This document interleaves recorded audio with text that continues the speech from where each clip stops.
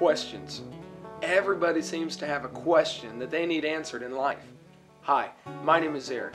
In this next seminar, Dr. Hovind takes a large variety of questions that he's been asked on a regular basis and combines them and gives his best explanation for what's happening.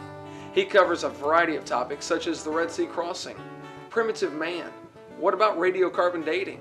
Hey, are there really contradictions in the Bible?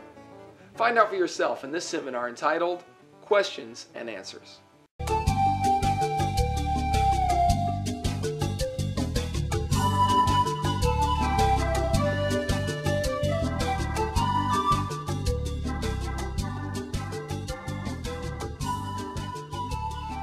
Thank you for joining us. My name is Kent Hovind. I taught high school science for 15 years, and this is going to be seminar part 7, question-answer time. If you've gotten this far, hopefully you've seen the first 6 because we will be covering new information. I taught science 15 years, and I cover information on the subject of creation, evolution, and dinosaurs. I take the position that the Bible is literally true, scientifically accurate in all details, and the evolution theory being taught in our schools is the dumbest and most dangerous religion in the history of planet Earth.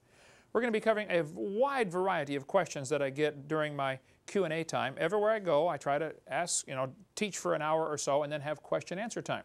And I've heard most of the questions that come up in the last 17 years that I've been doing this. We'll be covering a wide range of things like how do we see stars billions of light years away? Have there any fresh dinosaur bones been found, not even fossilized yet? Why are there so few human bones found? What about the Bible codes? Why do you use the King James Version? Are there contradictions in the Bible? What about other religions? Could they be right? What about global warming? And where do the races come from?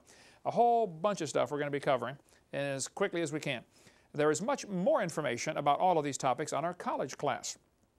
We taught college classes, CSE 101, the 100 series, 101, 2, 3, and 4. You can take those, and where we have time to go into a lot more detail. And then the 200 series is even more depth than that, okay? So you can catch, if you don't get enough information, or if I don't answer one of your questions, you can call into our daily radio program. Every day, 4:30 to 6, currently, we may change the time someday, but currently 4:30 to 6 Central Time, Monday through Friday, when I'm not traveling. I'm live on the internet, drdino.com or truthradio.com, and you can take our college classes and ask questions there. We cover just a whole lot more material. All of the slides that I use in my seminar, and it's close to 7,000 now, are available to download off my website, drdino.com, or you can just order the DVDs or CDs of all of the slides. And a lot of slides, you'll see they've got a little asterisk near the end. That indicates there's something in the notes section of the slide. And there's a lot of things I have to skip just for sake of time, but hopefully we can answer some questions for you here. The Bible says in Ecclesiastes, I applied mine heart to know and search and to seek out wisdom and the reason of things. I think it's wise for Christians especially to do that. Try to be ready always to give an answer to every man that asketh you a reason. And I think we could be more effective soul winners and more effective for God's kingdom if we knew more and could give an answer. That's the goal of all this seminars that we produce, is to equip people that can give an answer to know the truth. 1 Peter chapter 3 says, Sanctify the Lord God in your hearts and be ready always to give an answer to every man that asketh you the reason of the hope that's in you. And we hope that this training you'll get here will give you the answers you need. 1 Timothy 2 says, study to show yourself approved unto God. We should study and learn, not just so we can give an answer to others, but so God is pleased with us. That's the goal of study. God, are you happy? One of the questions I often get as I speak at universities is, hey, Hovind, are you the only one that believes in creation? Don't all scientists believe in evolution? Absolutely not. I don't know how that question even comes up. Not all scientists do not believe in evolution, number one, okay? Thousands and thousands and thousands of them are creation scientists. For instance, Dr. Russell Humphreys worked for years at the Sandia National Laboratories. There's a good article about him on the Answers in Genesis website. They've got a whole list of 180 some or 200 scientists today who are young earth, Bible-believing, 6-day creationists. Dr. Humphreys said, using a simple statistical approach, I would conservatively estimate that in the United States alone there are around 10,000 practicing professional scientists who openly believe in 6-day recent creation. So first, it's not true that all scientists believe in evolution. Secondly, even if they did, that's not how you establish truth. It doesn't matter what the majority believe. The majority has a long history of being wrong, okay? They used to teach, all the planets go around the Earth. The majority was wrong, okay? Though, believe it or not, there still are some scientists who are geocentrists, who teach the Earth is in the center. And everything goes around the Earth. And I've got the books in the library. You can read those if you want to take that. I've looked at the subject. I can't buy it yet. I think they're wrong. I think the sun is in the center. There was a time when they used to teach that big rocks fall faster than little rocks. That was taught for 2,000 years, and it's wrong. So the majority can be wrong. They used to teach the doctrine of humors. You know, if you're sick, you have bad blood. Take out your blood and you get better. That's how George Washington died. They were wrong. And in that case, they were dead wrong, okay? In John chapter 7, many of the people, therefore, when they heard this, said, "Of a truth, this is the prophet." Others said, "This is the Christ." But some said, "Shall Christ come out of Galilee? Hath not the Scripture said that Christ cometh of the seed of David, out of the town of Bethlehem?" Notice what happened here in John chapter 7. The people were arguing about, was Jesus really the Christ? And some of them said, wait, Christ doesn't come out of Galilee, and Jesus came from Galilee. The problem is they had a misconception. They thought Jesus came from Galilee. Where was Jesus actually born? Bethlehem. So they had the whole wrong problem. They're arguing about the wrong subject. So in John 3:43 it says, "So there was a division among the people because of him, and some of them would have taken him." They would have tried to kill the messenger. Because they had a wrong impression, they're going after this. We got to shut this guy up. This Jesus is out there preaching, and we got to shut him up. They got the wrong impression to start with, and that's what happens. People get the wrong idea. They think creationists like me are doing damage to education system. No, we're the right people. We're trying to fix the problem, okay? We're trying to resolve it. Verse 45 says, "Then came the officers to the chief priests and Pharisees, and they said unto him, Why have ye not brought him?" Now this is classic. Notice, the chief priests sent their hoodlums to go get Jesus. Jesus answered their questions. They came back and said, "Wow, never man spake like this man." And then the Pharisees said, "Well, you should have asked him this." I get this every time, including 3 days ago in Michigan at the university up there. There's always some professor that says, you know, they advertise that Hovind's coming to the university to speak, Northern Michigan University. Or the week before, it was in Wisconsin, at Milwaukee, Wisconsin.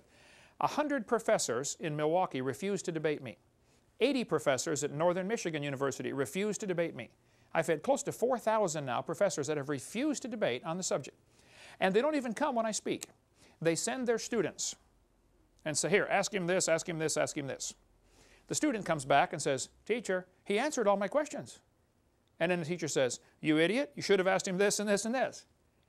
Well, teacher, you coward, why didn't you come? Okay, why didn't you ask the question? And professors do the same thing, just like the Pharisees did. The professors send their students to try to trap the creationists. They won't come themselves, okay? And then when that doesn't work, they try to use the law to silence them. Let's just pass a law that says you can't teach creation. Or if anybody does try to teach creation, we're going to get them fired, send them out of here. Then verse 47. "Then answered them the Pharisees, Are ye also deceived?" Hovind translation, "Are you stupid? Has this guy deceived you?" Then this is the classic one they always use. "Have any of the rulers or of the Pharisees believed on him?" Translation.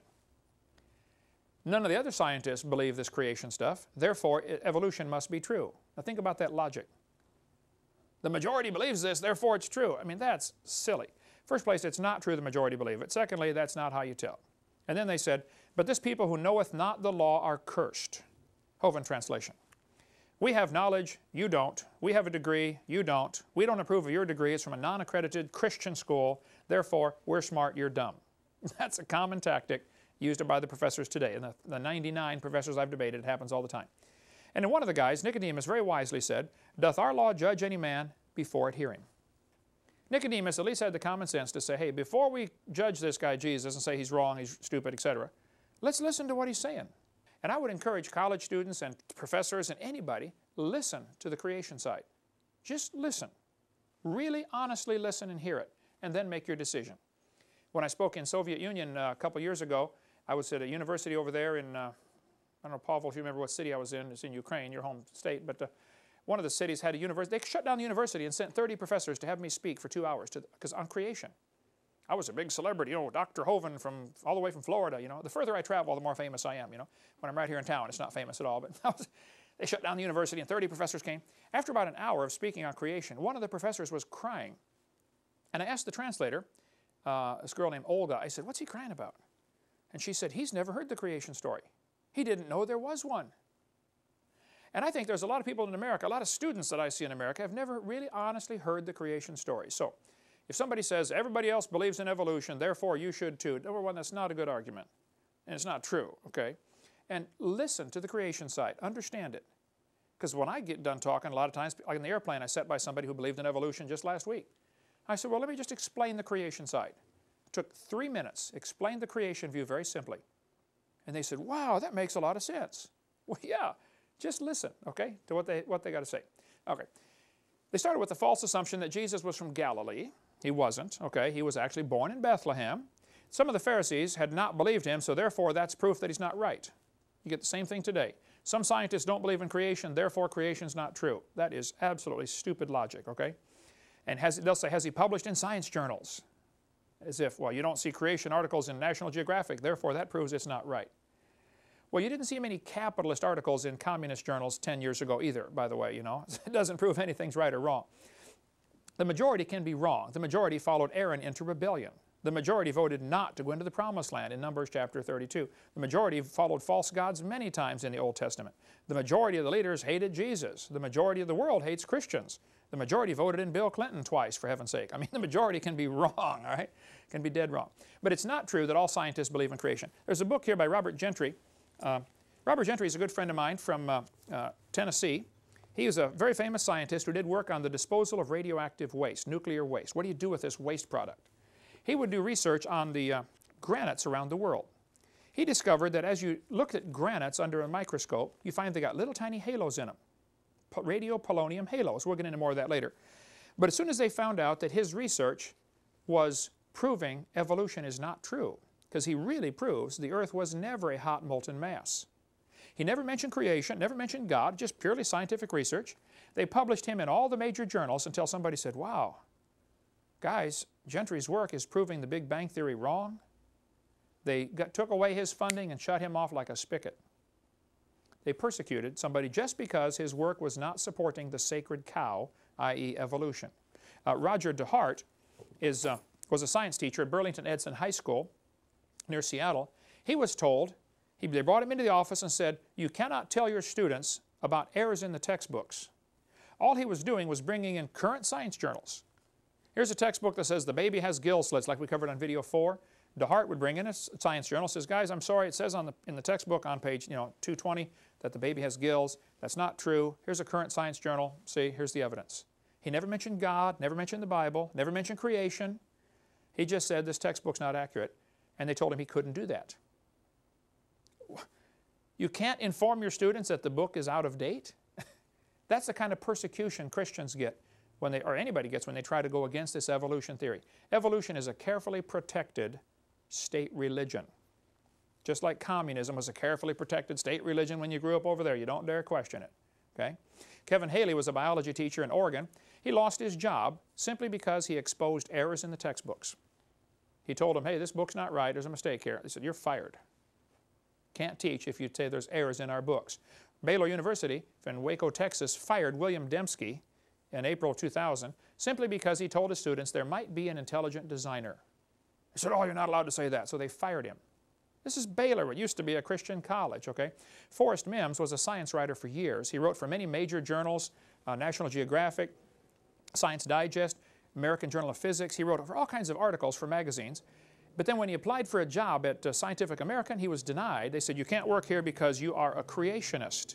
Even though what he was writing on has nothing whatsoever to do with the subject of creation or evolution, they said, we don't want you on our staff because it would look bad if we hired a creationist. That's the type of persecution you get. Rod LeVake was told, he told his students, I kind of doubt this Darwin theory is true. So they took him away from teaching biology and gave him another job. They said, we don't want you teaching biology because you might make our students doubt Darwin's theory. That's how it's protected. It's a religion. There's a teacher in Indiana, Dan Clark, his principal called him in, Ed Eller, or the superintendent, and said he could not introduce creation to his class. Now, there's no law against teaching creation at all. There are no court cases that says you can't teach creation. They just said you can't be mandatory. But teachers always have the right to teach creation. But here's the problem. The law says you can teach it, the court says you can teach it, but your boss now says you can't. So he quit his job finally over that. He stood firm and said, look, I'm not going to bow to this one. He quit his job.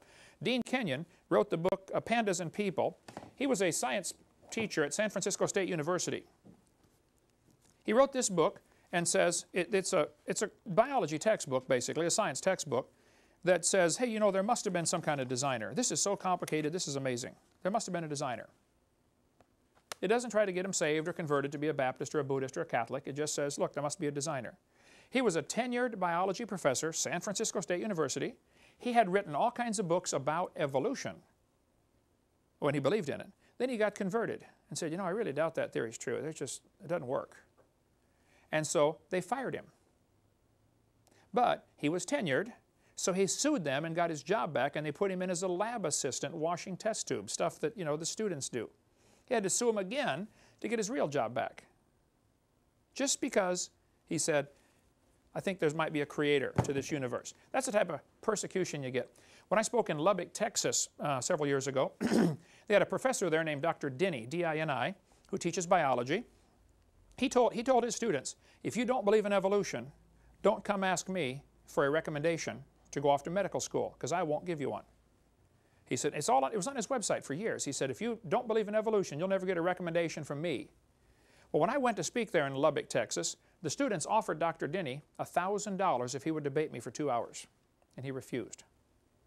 $1,000 for 2 hours. That's pretty good money, Leah. How'd you like to make $1,000 for 2 hours? I mean, he said, no, he won't do it. This persecution that happens against Christians and against creationists in the secular school system is mind-boggling.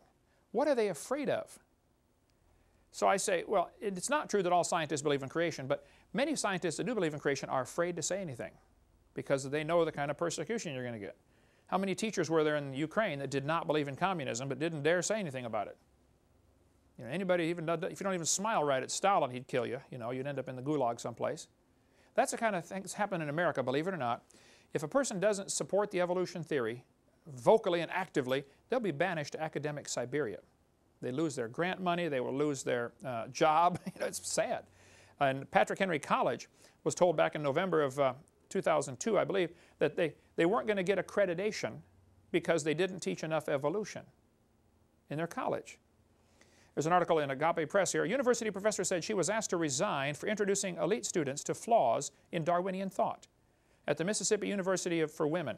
I spoke just north of there a few weeks after this happened. I talked to some of the people involved. This lady was told she had to resign her job because she was her teaching might make students doubt Darwinism. What are they going to school for, an education or indoctrination? Yeah, you're going to get an education, I thought. And it used to be that way, but it's just not anymore. It's pretty sad. And this lady said that this professor that wanted to fire her hadn't even heard her speech. But she was, you know, raising doubts about Darwinism. All kinds of scientists down through history, I mean like thousands of them, all the branches of science were started by creationists. There's a list, there's a good list on Answers in Genesis. Just go to answersingenesis.org website and type in scientists who believe creation. And it'll bring up all kinds of articles, and you can read about all these scientists down through history who have been creationists. Very famous scientists.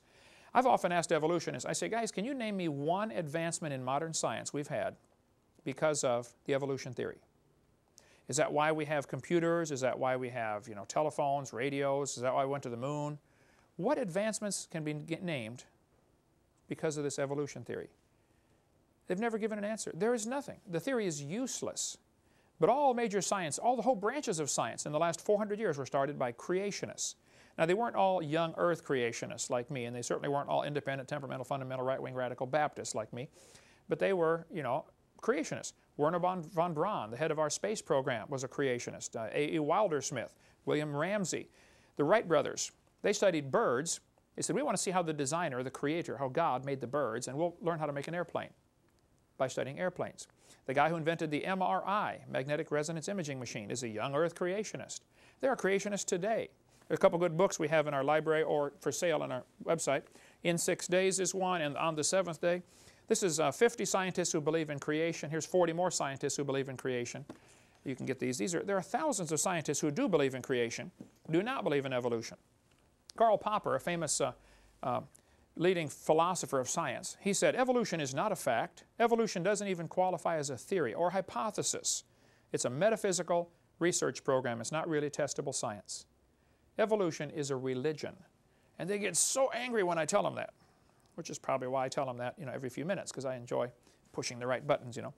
Julian Huxley, his grandfather, Thomas Huxley, was the guy who really pushed Darwin when Darwin's book came out.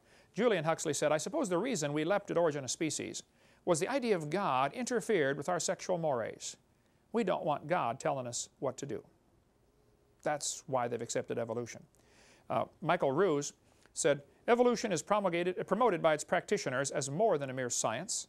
Evolution is promulgated as an ideology, a secular religion, a full-fledged alternative to Christianity with meaning and morality. He said, I am an ardent evolutionist and an ex-Christian.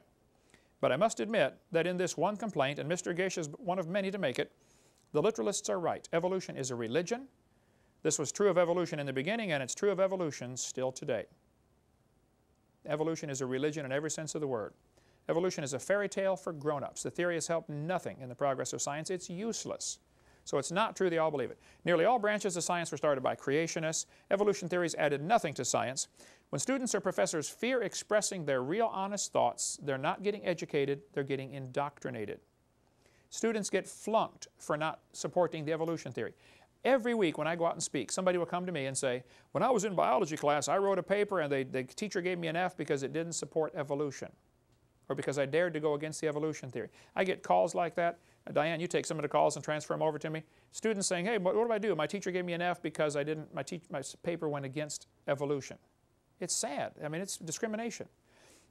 All the advancements in modern technology have nothing to do with evolution. Evolution is a hindrance to science, not a help at all. Okay, next question. What about separation of church and state?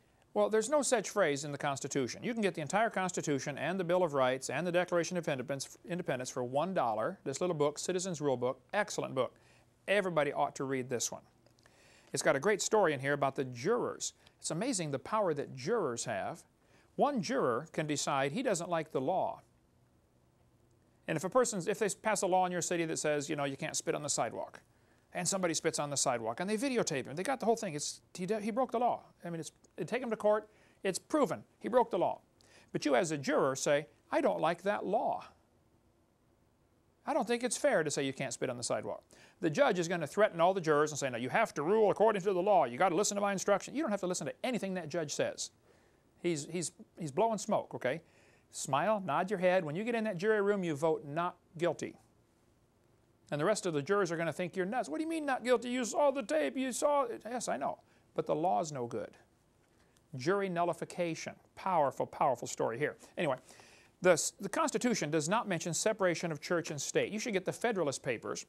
Those are all the papers that the Founding Fathers wrote as they were developing this Constitution. And you can see their thinking process. The same day they voted for the First Amendment, you know, which people often say separation of church and state, which is not what it says. It says the government shall not make a religion or prohibit the free exercise thereof. But that same day, Congress voted to send $25,000 to help a Catholic missionary start a mission to help the Indians in St. Louis. They were not trying to separate church from state.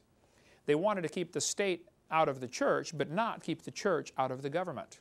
No phrase in the Constitution about separation of church and state, and it's perfectly fine for Christian teachers to do all kinds of Christian things in their school. My brother taught 34 years, public school, had a picture of Jesus right by his desk all 34 years. Many teachers keep a Bible right on their desk. Now, if they give you a hard time, the principal might say you can't do that. I'm not saying you won't get persecution. But as far as legally, you can. There's lc.org, libertycouncil.org, Matt Staver's organization. He handles cases like that. David Gibbs, they do stuff like that. David Gibbs, it's his organization in Orlando, Florida. So yes, if you have trouble, you know, see one of those folks. But what happened, Thomas Jefferson wrote a letter to some Baptist pastors, and he's the one that mentioned the phrase in the letter, separation of church and state. And now the atheists are using that to say, oh, you can't have Christian things in government. What a dumb idea. Our country was founded to be a Christian country. They all said that. Go to wallbuilders.com, David Barton's great website. He's got lots of stuff on. There's no such thing as separation of church and state. So don't fall for that. And we can cover more on that in our college class. Here's what's happened, though. The Constitution to the United States, Article 1, Section 10 says, you have the right to make a contract. Let's suppose Adam says, Brother Hovind, I'm going to pay you $10 an hour the rest of my life. Okay, and he signs a contract. And then he does not fulfill the contract. Well, then I can sue him. And he could say, I've got a constitutional right to keep my money. Yes, you do. But you also have a constitutional right to make a contract. And you made a contract. So the judge is just going to uphold contract law. Okay, a question that I very frequently get asked, I would say every single week I go speak, which is 52 weeks a year now for 16 years. Every single week somebody will say, now Hovind, how do we see stars billions of light years away? You say the Earth is only 6,000 years old. How do we see the stars? Yesterday on the radio program, on the website, Dr. Dino, some guy called in and said, now, Hovind, I did some studies, and in a 6,000 light year radius, we'd only have so many cubic miles, and all the stars wouldn't fit. I said, wait. Who said anything about a 6,000 mile radius? He said, well, you're the one that said the universe is only 6,000 years old. Yes, I did. But I did not say all the stars are within a 6,000 light year radius. I've never said that. That would be ludicrous. But how do we see the stars billions of light years away if the universe is only 6,000 years old? And I believe the Bible clearly teaches it's only 6,000 years old. And God made everything. Actually, He made the earth first in Genesis 1. And then verse 14, He made the stars also. Evolution says He made the stars evolve first and then the earth. Well, there's certainly a lot of stars out there. Nehemiah chapter 9 says, Thou, even Thou art Lord alone. Thou hast made the heaven of heavens. God is claiming that He made them. So, either He did or He didn't. But what about the stars? How do they fit in? Astronomers can see a star blow up about every 30 years. It's not like it's on a timetable. It might be every 5 years, might be every 50 years, but on an average, every 30 years, a star explodes. And they're looking out there with their telescope and say, oh, wow, there's a new one. A star exploded. It's called a nova. Or if it's a big one, they call it a supernova. Nova in Spanish means no-go. By the way, the Chevy Nova did not sell very well in Mexico for that reason. Hey, do you want to buy a Nova? No. Why would I do that? It won't go. But stars blow up every 30 years. Well, they've searched the heavens with these telescopes looking for how many supernova rings are there. They call it a dead star. Or they can find less than 300.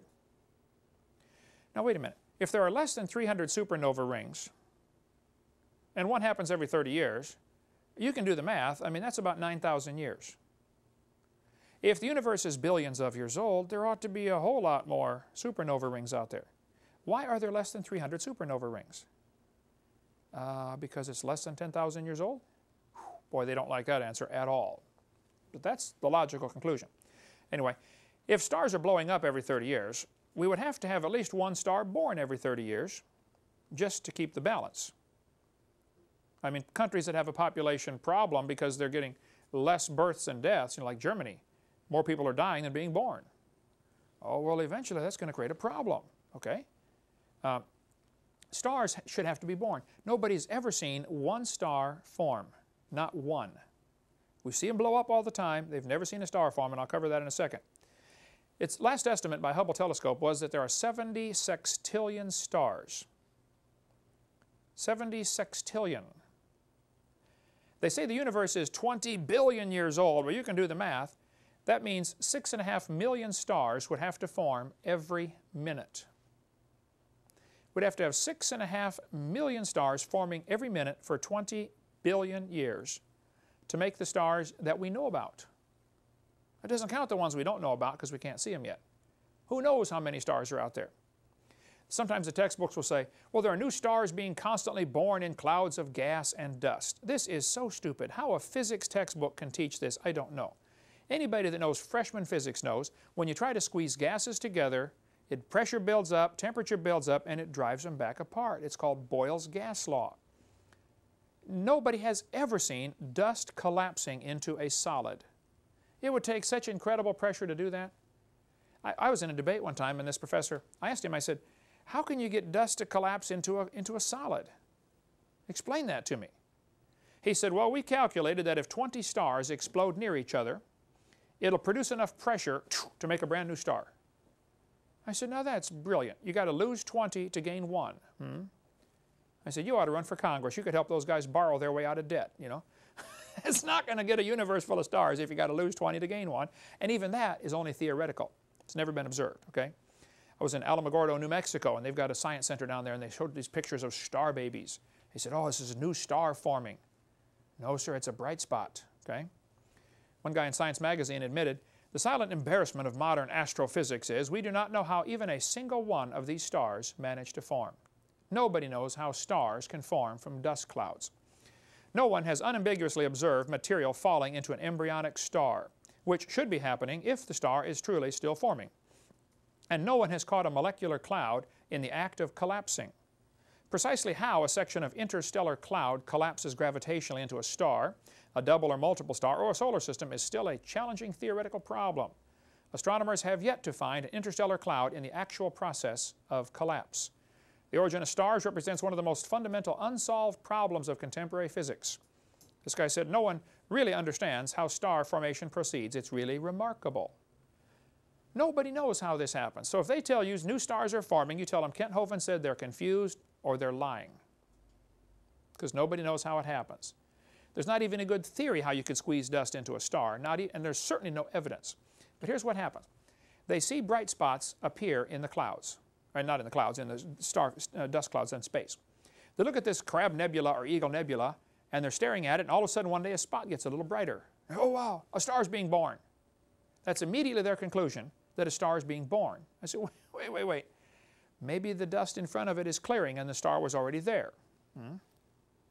Maybe it's a star blowing up. Maybe it's another supernova. Because that's what happens when stars supernova, they get really bright. They don't know that a star is forming. So don't let them tell you that we've seen stars form. Nobody has seen such a thing. All we do is we see them blow up, which is the opposite of what evolutionists need. Now, the Bible says in Genesis chapter 1, let them be for signs and seasons and for days and years, and He made the stars also. Here God is claiming He made the stars, and it says in Psalm, He counts the number of the stars. Not only how many there are total, but each one has its own number. So God will say, oh, this is star number 42 trillion, 718 billion. He knows the number of each one. And it says, praise Him, ye waters that be above the heavens in Psalm 148. This is the only verse that says anything like this. Waters that be above the heavens. Now in Genesis 1, it talks about verse 6 and 7, water that be above the heavens.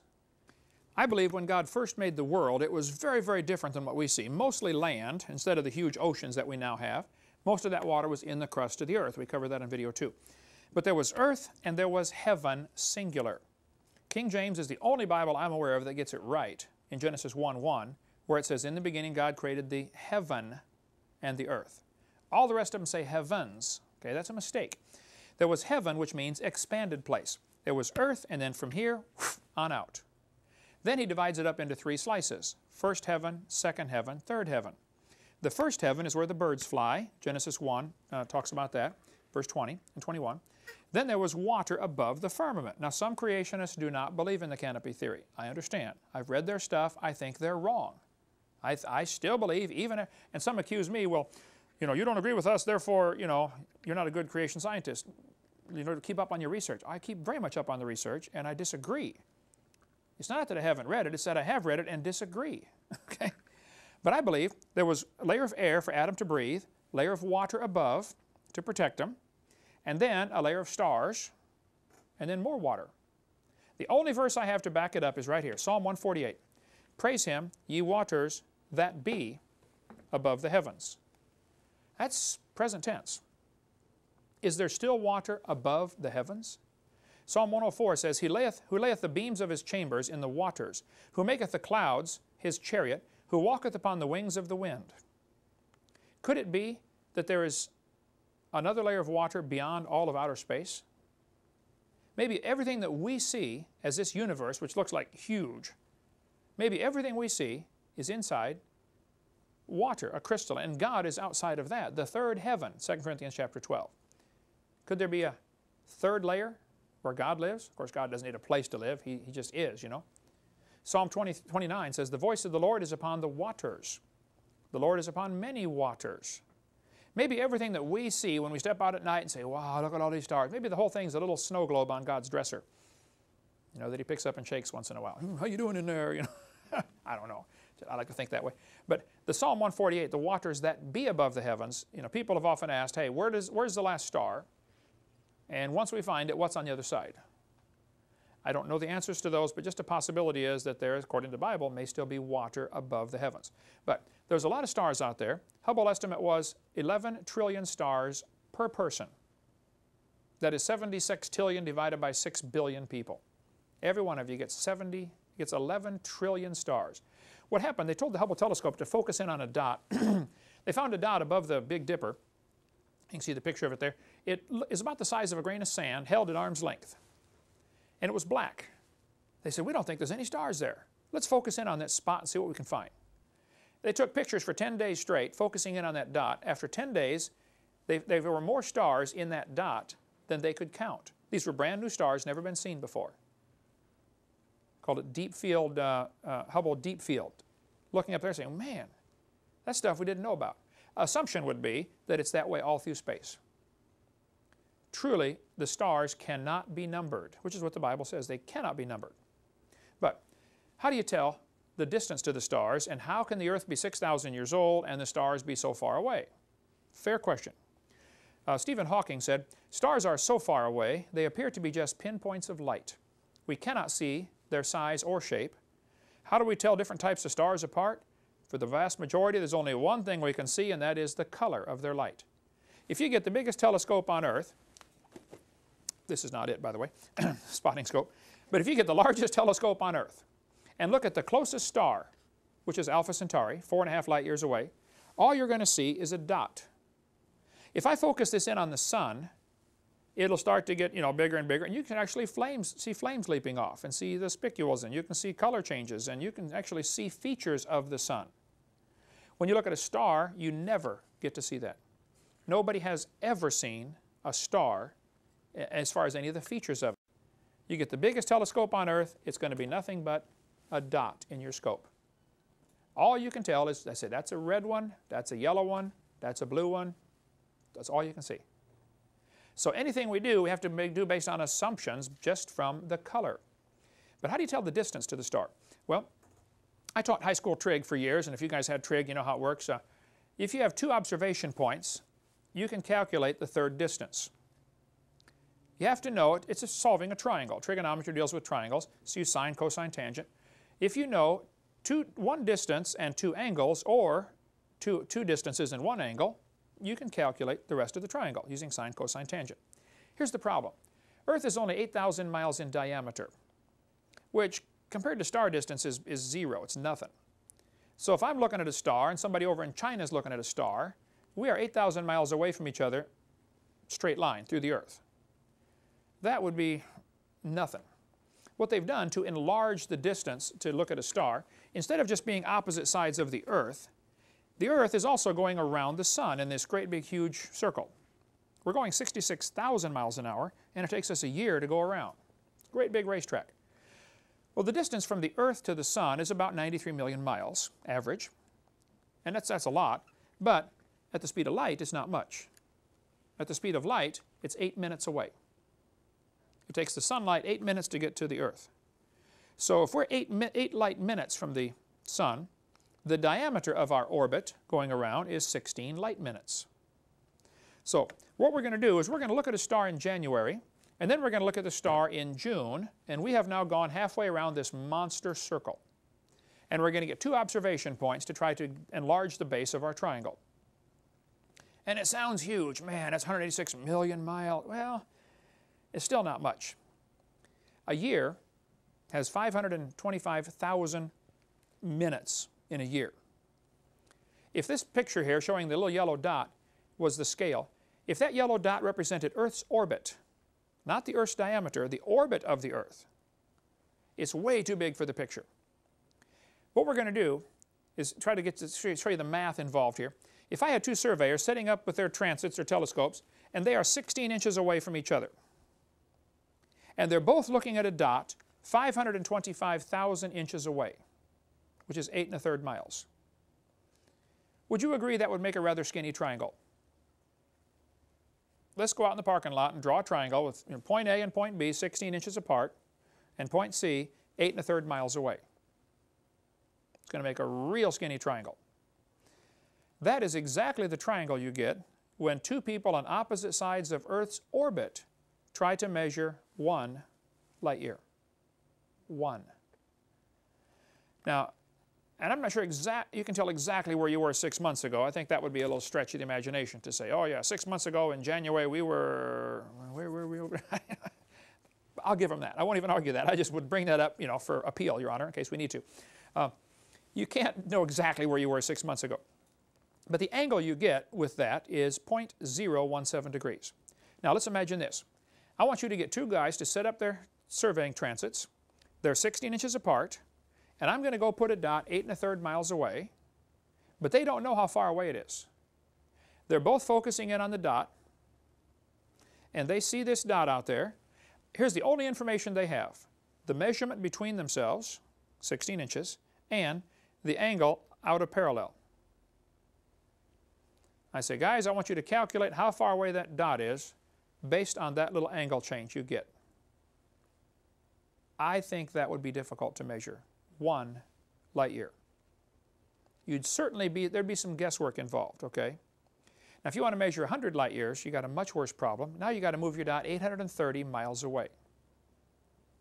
If we had two guys on the roof of this building here in Pensacola, Florida, 16 inches apart, and they're both focusing on a dot in Chicago, which is 830 miles away, but they don't know how far away it is, they're going to tell me how far away it is, based only on their angle of their telescope out of parallel. I would say that's impossible. Impossible. To measure 15 billion, no question that's impossible. I don't think you can measure 100 light years. Not with real numbers, not with real measurements, but this textbook says they can measure, parallax trigonometry can measure up to 100 light years. Okay, I doubt it, but I'll give them 100. I'll give them 1,000 if they quit crying, okay? The fact is you can't measure a billion. Simple fact. So here's some things to consider about starlight. It said in 2004 that the new SIM technology, Space Interferometry Mission, they hope to get where they can improve the distance of measuring to stars. And they say this accuracy will enable SIM to determine stellar distances to 10% accuracy out to a distance of 482,000 million miles. That's 82,000 light years.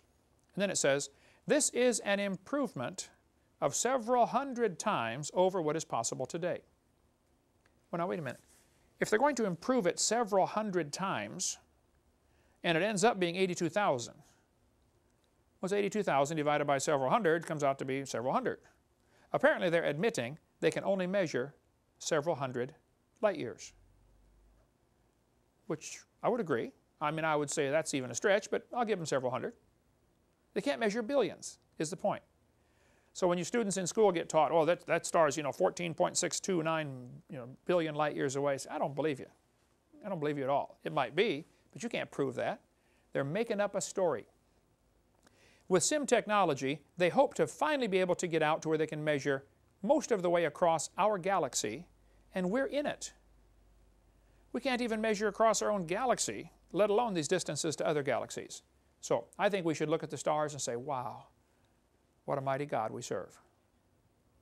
Instead of going out there and say, well, we know how far that way it is, we know it evolved. I mean, it's just that egotistical attitude some of these atheists get that makes you want to slap them in the face like, man, why don't you serve God? Look what He made, you know. Here's the things to consider concerning starlight. Then we'll take a break. Number one, we cannot measure these great distances. It just cannot be done. Number two, nobody knows what light is. They call it a wave or a photon or a particle. We know what it does. We use it all the time. But actually, give me a jar of it and paint it red. Nobody knows the substance of it. What is light? And we sure don't know that it always travels the same speed all through time or space. The entire theory behind a black hole is that light can be attracted by gravity. Well, if light can be attracted by gravity, then you cannot say the speed of light is a constant. Okay? At Harvard University back in '99, they slowed light down to 38 miles an hour. The next year, they slowed it down to 1 mile an hour. And the next year brought it to a dead stop. Light goes, pretty quick, 186,000 miles a second. They slowed it down. It was done at Harvard. It was done at Smithsonian. It was done at Cambridge University. A repeatable, demonstrable experiment. Now that is science. If you do an experiment, get a result, somebody else follows your data, does the same experiment, gets the same result, that's science. They slowed light down. This article came out on Fox News Channel. They said, we've succeeded in holding a light pulse still. They brought the speed of light to 0, brought it to a dead stop. Meanwhile, back in 2000 at Princeton University, they speeded light up to 300 times the speed of light.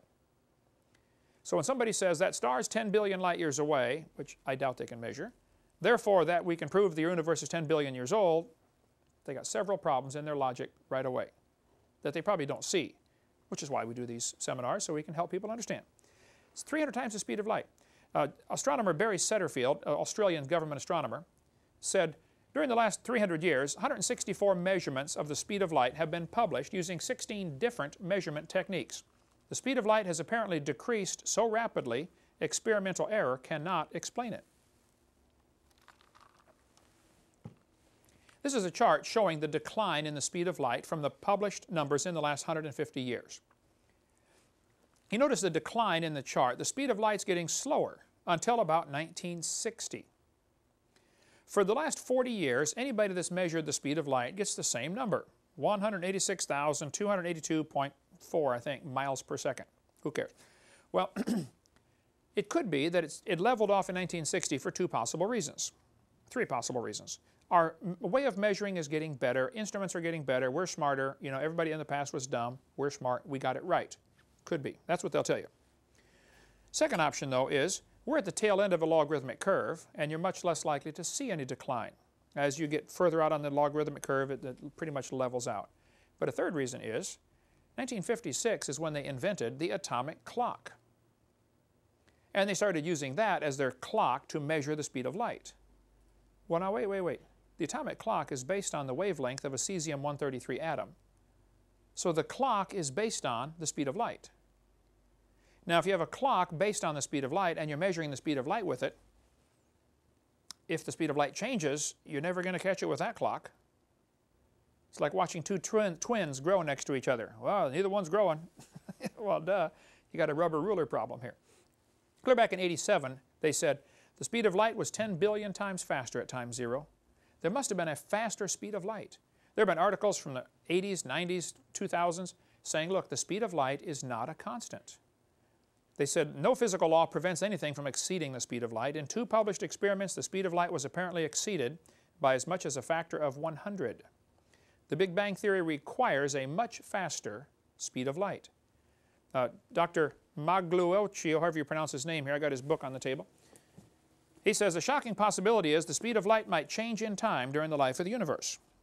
Could it be the speed of light was faster? Here's an article in the newspaper said, speed of light may have changed over history, study says. Winnipeg Free Press, nothing's reliable, not even the speed of light. We have shown that a time-varying speed of light could provide a resolution to well-known cosmological puzzles. One of the mysteries of a decaying speed of light seems to be able to explain why opposite extremes of the cosmos that are too far apart to have been in contact with each other appear to obey the same rules of physics, and even about the same temperatures. It would only be possible for light to cross from one side to the other if it traveled much faster than today, moments after the universe was created. Is the speed of light really a constant? There are articles here in Reuters News Service, the speed of light may not be a constant. I have dozens of articles like this in the last 15 years, and this will be much more detail in our college class about the speed of light. So don't let somebody tell you the speed of light is a constant. We don't know that. Big article came out in Discover magazine, says, was Einstein wrong about the speed of light back in 2000? They said, yeah, Einstein was wrong. The speed of light is not a constant. There's the book by the Italian scientist, I'm assuming he's Italian. It says, look, the speed of light is not a constant. And there have been many articles published about this. You can read them for yourself. I'll flash through them quickly here and you can get the details. So the third thing to consider, the creation was finished when God made it. Not only can we not measure those distances, not only is the speed of light not necessarily a constant, the creation was done. See, Jesus made wine out of grapes that never existed. He missed all that time. Instead of going from the water in the ground, through the plant, into the grape, squeeze it, make the wine, now drink it, no, Jesus turned the water straight to wine. What happened to all the intermediate steps? God can bypass all that. He doesn't need any of that. Okay? I ask people the question, how old was Adam on day 6? Anybody know? How old was Adam on day 6? 0. Did he look 0? No. He looked 52. 53 next month. But he looked perfect top, physical condition. God didn't make 2 babies and put them in the Garden of Eden and hand them a package of seeds and say, here, plant these quick. You're going to need supper. It has to be a full-grown man, full-grown woman, full-grown garden. They got to have supper like tonight, Better be something hanging on the tree ready to eat. Even if you plant a tree, you're going to take 4 or 5 years to get fruit off it. So the creation had to be mature. A fourth thing to consider about the speed of light question, a light year is a distance, it's not a time. It's a distance. And since the speed of light is not proven to be consistent, why would star distance have anything to do with the age of the universe? Now, I am not saying, and have never said, All of the stars are inside of a 6,000-mile radius of the Earth. That is not what I say. I don't know any creationist that teaches that. So when they say that, they're setting up a straw man, you know, knocking it down. They're lying, basically. The stars probably are billions of light years away. They probably are. We just can't measure them, that's all. I like this article in the Discoverer. It said, how do scientists measure the age of stars? They said, well, we can find the absolute ages by comparing a star's color and brightness with those in stellar evolution models. What? We can tell how old it is by how old we think it is. That's exactly what they're saying right there. That's dumb, okay? Now, I think everybody's asking the totally wrong question. Everybody's saying, how did the light get from the star to the Earth? They're asking the wrong question. 17 times in the Bible, it says God stretched out the heavens. Well, if He stretched out the heavens, they're asking the wrong question. It's not how did the light get from the star to here, but how did the star get from here to there? That's the question we need to be asking. The Bible says pretty clearly God made the earth first, and then He made the stars also. And He stretched, suppose He made the earth, and then He stretched out the stars from here. Adam would see the stars on day 6, and day 7, and day 8. As the star is being stretched out into place, it's going to leave behind a trail of light. So the stars could be billions of light years away today, and still have been created in the 6 days, 6,000 years ago. Russell Humphreys has a book which I read, and I just have to say, I didn't understand it, all of it. He's really, really smart, but it's a good one on starlight and time if you want to get more on that.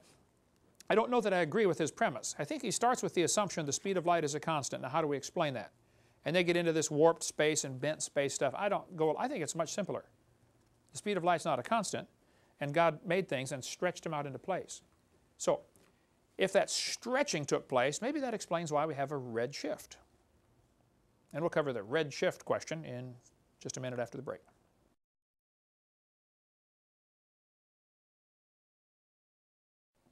Okay, let's go on to the question we often get, well, what about the red shift? Doesn't that prove the universe is expanding? Or doesn't that prove the universe is billions of years old? Let me explain what they're talking about. If light shines through a prism, it breaks it up into the rainbow colors, red, orange, yellow, green, blue, indigo, violet, okay? Well, if you take starlight and shine it through a prism by putting a prism on the back of your telescope, you look at the star, the light comes through, and it gets broken up into the same red, orange, yellow, green, blue, indigo, violet. And you can kind of tell what's burning because different things burn different colors, like copper burns green. And each element produces a distinctive color. And so they can kind of tell what's in the star and how it's burning by what color of light it produces. So you can learn a lot about the star from the light. However, as they look at the spectroscope, the colors it produces, there's little black lines in starlight indicating something's burning, a particular element's burning, but they're shifted toward the red. If you notice the center picture up there, its black lines are shifted over toward the red side, and that's called the red shift. So the question is, what would be causing this? Why would some of these stars have the black lines shifted over toward the red? Well, there are several theories about what's causing it. The most commonly accepted theory, and probably the only one that students are ever taught in school, is that the red shift is caused by what's called the Doppler effect. If you've ever been waiting at the train tracks when a train is coming, as the train's coming toward you, it is squeezing the sound waves, and so the pitch goes up. And when the train leaves you, it is stretching the sound waves, and so the pitch drops, and it goes as it goes by. That's called the Doppler effect. Who cares? Well, this happens, okay? Whether the sound is moving past you or you moving past the sound, it doesn't matter. You still get this Doppler effect, the change in pitch. Well, the theory is that if a star was moving toward us, it would squeeze the light waves, giving it a blue shift, and if it is leaving us, it would give us a red shift because it would stretch the light out. That's the theory, okay? What really causes it, I don't think anybody knows for sure. This guy said there was an early sign that red shifts reliably indicate the distance to quasars. For quasars, however, the diagram shows a wide scatter in apparent brightness at every redshift. In fact, there is little correlation of brightness to redshift at all. Either quasars come in an extremely wide range of intrinsic luminosities or, as most people believe, or their redshifts do not indicate distance. I don't think anybody knows for sure what's causing the redshift, but you certainly can't tell the distance to a star based on the redshift, and that's exactly what they try to do. They look at stars and say, oh, that one's redshifted more, that must be, 10.5 billion light years away instead of 10.2 or something. They make up an awful lot of imagination stuff over just a real little bit of science, in my opinion. This fellow said in Sky and Telescope magazine, thus, For us, the only conclusion that can be drawn is that at least some quasars are relatively nearby, and a large fraction of their redshift is due to something other than expansion of the universe. Basically, he's saying we're not sure exactly what's causing the redshift. It might be that they're nearby. There's a good book you can get. I highly recommend this one called The Evolution Cruncher. It's a 900-page book, and it's like $5. He's got a whole section in here on page 52 about the evolution, about the redshift and the Doppler effect and what causes it. Got some really good stuff in these you can give out to every high school kid you know. But there's a good section in there about the redshift, what's causing it. This article says quasars with an enormous redshift was found embedded in a nearby spiral galaxy with a far lower redshift. Now, how can one star be inside of another star and they're giving you two different redshifts if this indicates distance? If they're the same, if a quasar is inside a galaxy, they should both give you the same redshift, both be the same distance away. But they admitted they found this quasar inside of a galaxy that had different redshifts, but yet they're obviously the same distance away. So they said, according to the standard Big Bang view of the universe, the objects we call quasars are generally supposed to be at the very edge of the visible universe. They're supposed to be superluminous black holes with 1 million or 100 million times more mass than our sun, surrounded by a disk of matter. Material. Some of the material falls into the black hole, causing the emission of huge amounts of energy. There's a big article when they discovered this discovery poses cosmic puzzle. Can a distant quasar live within a nearby galaxy? This really created a problem. How on earth can we have these two objects that are different distances at the same location? Well, it's not a problem if you realize that you can't trust the redshift to measure the distance. But they're so anxious to say the universe is billions of light years across, and it probably is, and then use that as evidence to say, therefore, it's billions of years old. And that's why this all becomes a problem for them.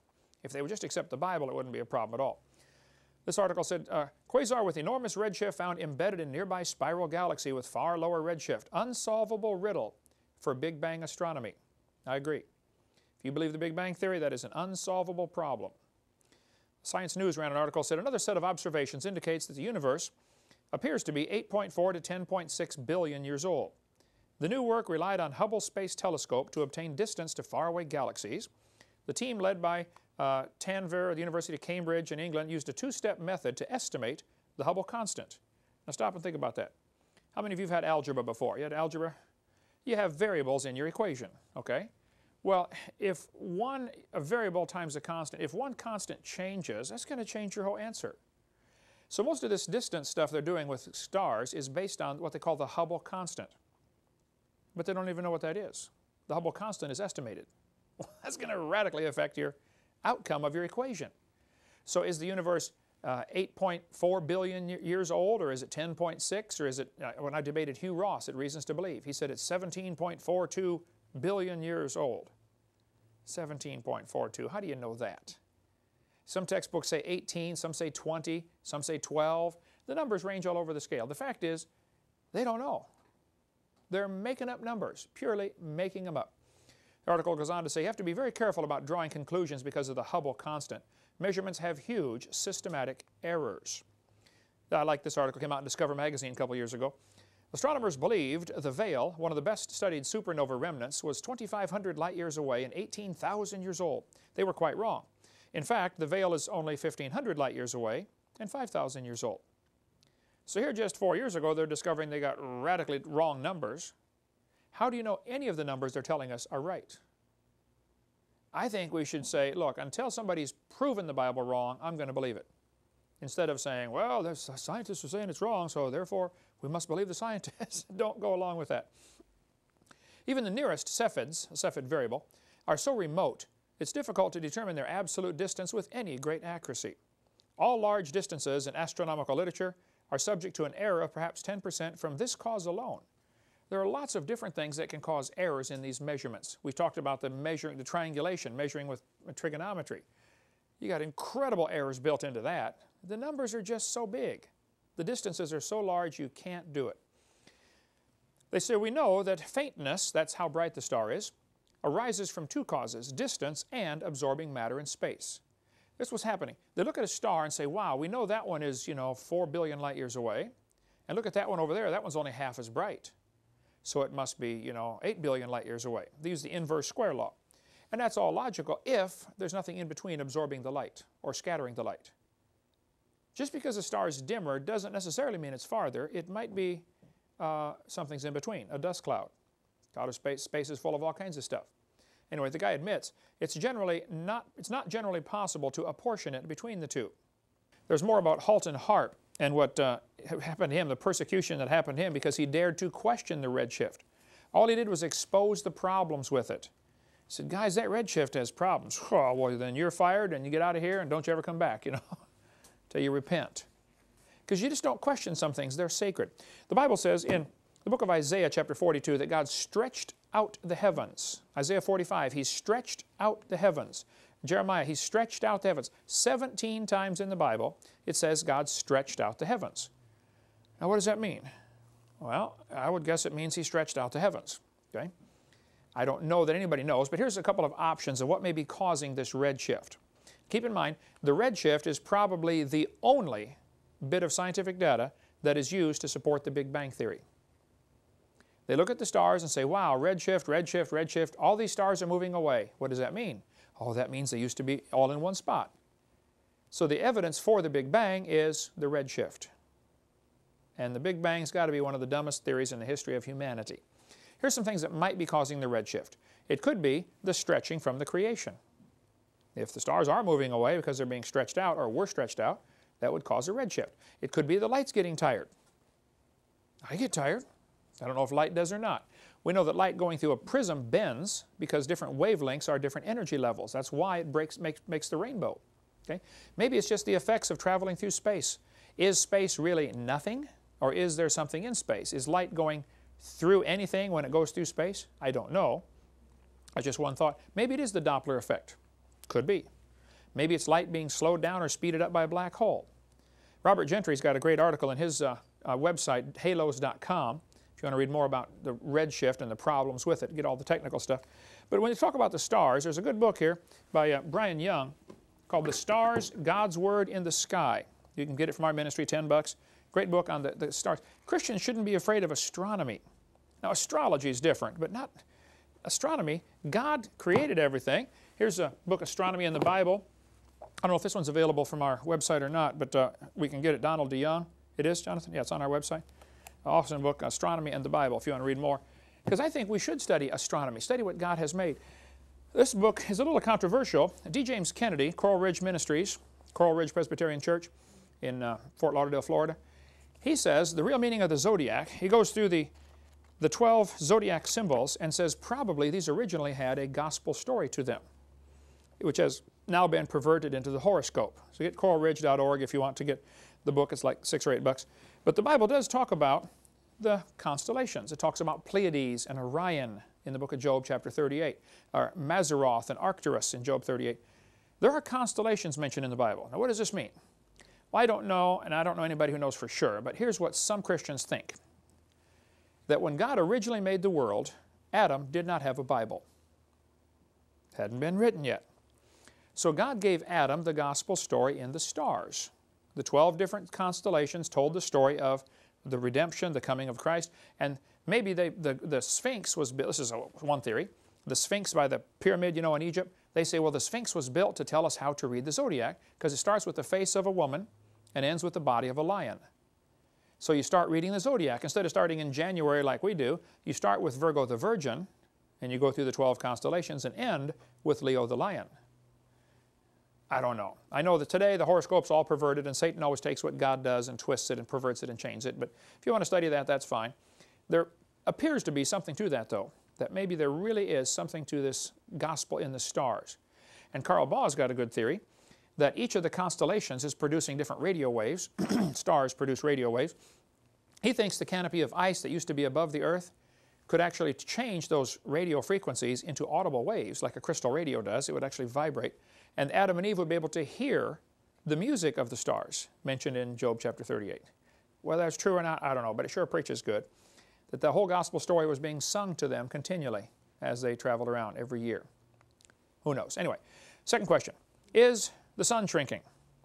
There has been some controversy among creationist groups in the last 10 years over this question. The sun is shrinking. There's not much question about that. But does that prove it's not billions of years old?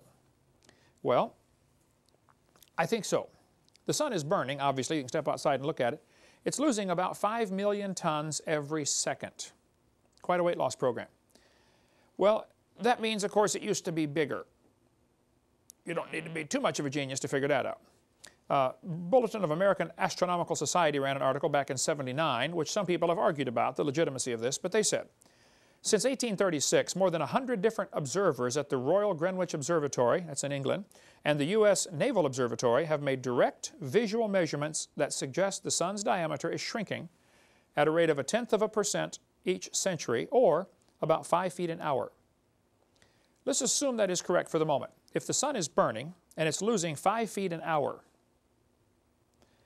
that would be the diameter. So the radius would only be 2.5 feet of radius. It's 93 million miles to the Earth. You divide that by 2.5 feet per hour, you're going to find out it cannot possibly be billions of years old. That, of course, would assume several things. Has the rate always been the same? You know, has the rate of burn always been the same, et cetera, et cetera. I know there's a lot of assumptions built in. But I think we could all agree the sun is burning. I think we could all agree it's getting smaller. Several indirect techniques also confirm the sun is shrinking, although these inferred about 1/7 as much from Science magazine. Here's a chart showing the graph of what has been observed, written down. I mean, they look at the sun, they measure the diameter using trigonometry, and it's close enough to work that way, that they measure the numbers and say, wow, the sun's diameter, polar and equatorial, is shrinking. Now, I know the sun oscillates. It swells and contracts and swells. You know, it's burning like a marshmallow, you know. But generally, you can see from the graph, it is losing diameter, losing size. Well, if you go back billions of years, you would assume this would make a problem. If the sun were bigger, it would pretty soon absorb Mercury and then Venus and then Earth. I don't know how far back it could have to go. And I think Christians would be wise to not put a number on it. Don't say, well, you know, 18.6 million years ago this would happen. Because what happens, the atheists then argue about the number and they miss the whole point. They miss the concept. The fact is, guys, it's burning. It used to be bigger. This creates a problem for your theory. The bigger problem, though, than just the size of the sun is the mass. Gravity is directly proportional to how heavy the objects are, the mass of the object. If the sun were more massive, gravity would be stronger, and that's going to start sucking planets in, drawing them out of their orbit. So yes, the sun is shrinking, and I think it creates a problem for those who want to believe the universe is billions of years old. I wouldn't put a number on it, but it certainly makes a problem somewhere. Now, Danny Faulkner, as an astronomer at University in South Carolina, he's a good friend of mine, been down here to do some taping with us when I debated Hugh Ross. He's got a great article, it's kind of long on his website, but he says, The Young Faint Sun Paradox and the Age of the Solar System by Danny Faulkner. You can go to his website and read about that. But he says, because the sun, if you go back in time, would have been dimmer, this creates a problem. How can plants have survived with the changing brightness of the sun also? Evolutionists maintain that life appeared on the Earth about 3.8 billion years ago. Since then, the sun would have brightened 25%. Well, if the sun is 25% brighter now than it was then, how could plants have evolved? It goes through some good legitimate points here. The faint young sun paradox is a problem for those who believe in evolution. He says the logical conclusion he comes to is it's not billions of years old. Of course, the other astronomers say, oh, that's not possible. Of course, it's billions of years old. Of course it is. They don't like that idea. Okay, what about carbon dating? I get asked this question all the time. Jonathan spent $70 to get this book, right? And the new one's out, and it's $80 now? $80. $80, okay. Radioisotopes in the Age of the Earth, the RATE project, R-A-T-E. I am sure not a world's expert on carbon dating, but I think I can explain things. I'm a teacher. I can explain it as best I can. That's what a teacher's supposed to do. Take the complex and explain it where the average person can get it. And say, since I operate about 4th grade level, you know, I got to understand it myself first so I can explain it. Let me explain how carbon dating is supposed to work, and then tell you the serious problems with it. Carbon dating was not invented until 1949, in the last 60 years. So when they started telling the kids the Earth is billions of years old, back in 1830, they didn't tell them because of carbon dating. They never thought of carbon dating, never been heard of, okay? Why were they teaching the Earth is billions of years old 160 years ago? Well, because they needed billions of years to make their theory look good. That's why. I mean, if I told you a frog could turn into a prince if you kiss it, you'd all say, well, it's a fairy tale. But if I told you, hey kids, the frog can turn to the prince if you wait billions of years, oh, maybe so. Now it becomes believable. No, it's still a fairy tale. It's a stupid idea. But the geologic column is where it all started. We covered that on video 4 and some more on video 6 about the geologic column. The Earth was divided up into layers: Cenozoic, Mesozoic, Paleozoic, Archeozoic. Each layer was assigned a name, an age, and an index fossil. We covered that on video 4. Then they said, now we have to prove these layers are old. So they picked the numbers out of the clear blue sky, and any dating technique that comes along, like carbon dating or any other, has to match the geologic column or it's rejected. Only because the geologic column's been taught for 180 years now. So surely it's true. No, just because it's been taught 180 years doesn't make it true. But that's the logic those scientists will have. Well, we know the geologic column is established, therefore any carbon dates we get should match that. If they don't, we'll throw them out, and we'll keep testing till we do. They might have to test a sample 5 or 6 times till they get the number they want. Well, how do you know any of them are right then? If you're getting a different number every time, how would you know any of them are right?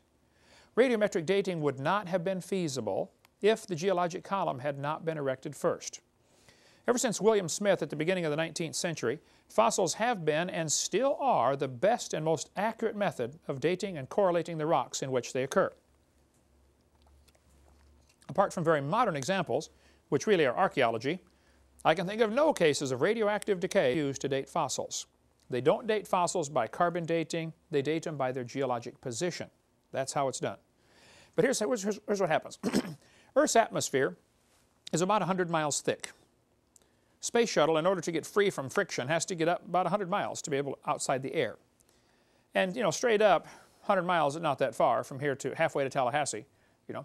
But if you go up, look at the atmosphere, it has very distinct layers to it, which is kind of interesting. It has a heat sink where it gets very, very cold, up about 7 or 8 miles up, like 80 or 90 or 100 below zero.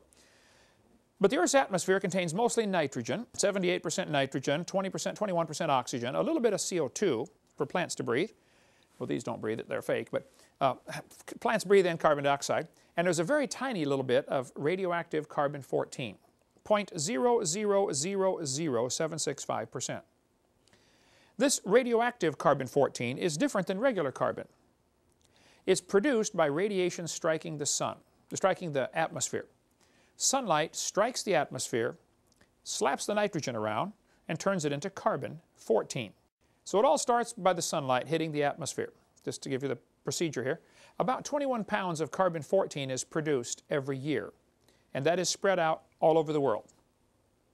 If I told you there's 21 pounds of gold, but it's spread out equally all over the world, forget it. I'm not even going to go look for it. Okay? You're not going to find it. Real tiny amounts. If you look at a periodic table, carbon and nitrogen are right next to each other. Nitrogen has an atomic weight of 14. Carbon has an atomic weight of 12. But if the sunlight slaps the nitrogen around, it'll knock a few things off of it, and it becomes carbon-14. So it still weighs as much as the nitrogen, but now it's considered a carbon. It's called radioactive, which does not mean it listens to the radio. It's just, it's unstable, and it's going to break apart. It's like 3 guys dating the same girl. That relationship's not going to last, okay, forever. Something will go wrong, right? Find the one you want, Jonathan, and just marry her and be happy the rest of your life, right? Carbon-14 is unstable. It does not like being carbon-14. It wants to get out of this situation, so it breaks down. About half of it will break down on a statistical average. About half of it is going to fall apart every 5,700 years. Now, it is doing this on a purely random procedure. I mean, you got a pile of molecules. You never know which one's going to fall apart. But statistics tell us about half of them will fall apart every 5,700 years, roughly. Now, while it is carbon-14, it's floating around in the atmosphere, like the rest of the carbon, and it latches onto oxygen, like carbon often does, and becomes carbon dioxide. And they hook up, and they're happily floating around the atmosphere. And the plants are breathing in CO2. Animals come along and eat the plants. So the only way carbon-14 gets into the living world is from the atmosphere. It's produced by the sun, striking the atmosphere. Plants breathe it in, animals eat the plants. Probably during your lifetime, you've either eaten plants or you've eaten animals that have eaten plants. How many have ever done that before? Like today for lunch, right? Okay. Everything we do is from one of those 2 sources. It's plants or it's animals that ate plants. Well, the plants are absorbing CO2. Some of it is radioactive. So if the atmosphere contains 0.0000765%, it is assumed that the plants also have 0.0000765%. Probably a reasonable assumption, and I don't argue with them. I just point out this is one of dozens of assumptions that can enter in to really mess up things like carbon dating. So probably you have 0.0000765% carbon in you, because you've been eating these plants or you've been eating the animals that have eaten the plants. So probably it's all balanced in nature. When the plant or animal dies, it stops eating, stops taking in more C14, it stops breathing. Okay? Now whatever it had is going to decay.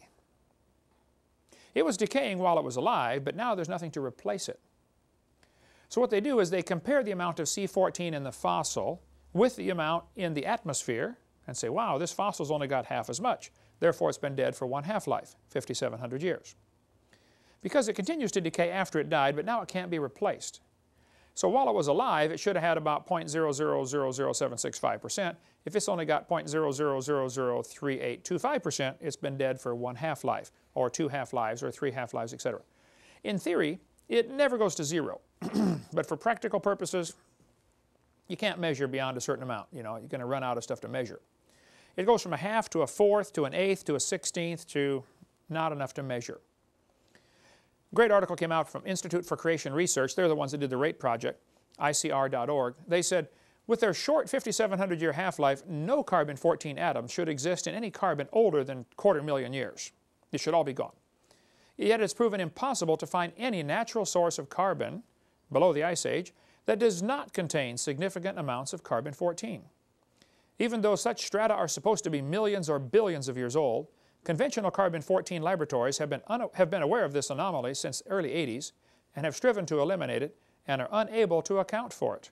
Lately, the world's best such laboratory, which has learned during 2 decades of low C14 measurements how not to contaminate specimens externally, under contract to creationists, they confirmed such observations for coal samples and even for a dozen diamonds.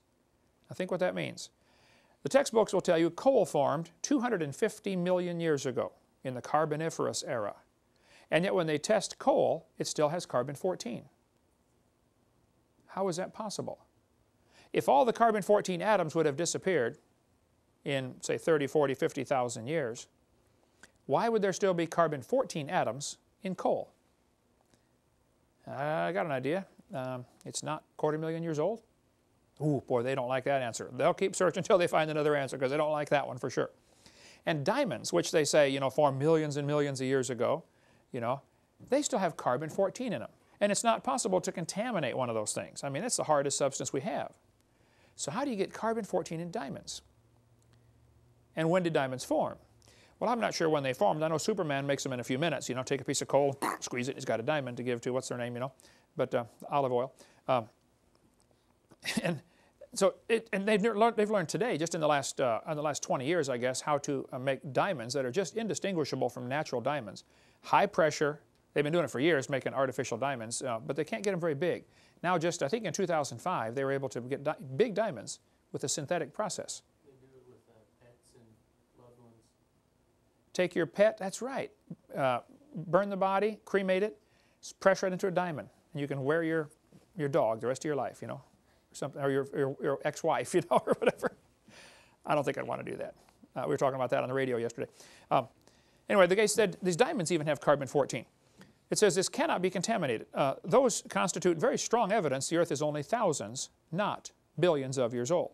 Now, the RATE Project book is difficult reading, heavy reading. Jonathan, you're awful smart. How far did you make it through the book? About halfway right now. About halfway, and it's taken you? Almost a year. Yeah, it's heavy reading. If you want the simplified, don't go down quite so deep version, this one is excellent by Donald DeYoung, Thousands, Not Billions. He kind of summarizes in real English what they said. Different ways to show, look, it's not billions of years old. But the carbon dating assumptions need to be pointed out. They'll say, well, we know carbon decays at a certain rate, and so we know if it's only got half as much, it's half as old. There's some assumptions that mess up everything. I'll show you how it works. If I said, we're going to fill a barrel with water. So I hand Leah the hose. Here, Leah, fill this barrel with water. But what you don't know is I have drilled holes in the barrel. While you're putting it in, the water's leaking out. It's kind of like your checkbook. You know, you keep putting it in and it keeps leaking out someplace, right? How many discovered that as you live along? Got the ring, Jonathan? You're discovering now, right? Well, the Earth's atmosphere is kind of like this barrel. It's always getting brand new carbon-14, 21 pounds every year, being put in. And it's always leaking out through decay. So the question would be, how long would it take to reach a stage called equilibrium?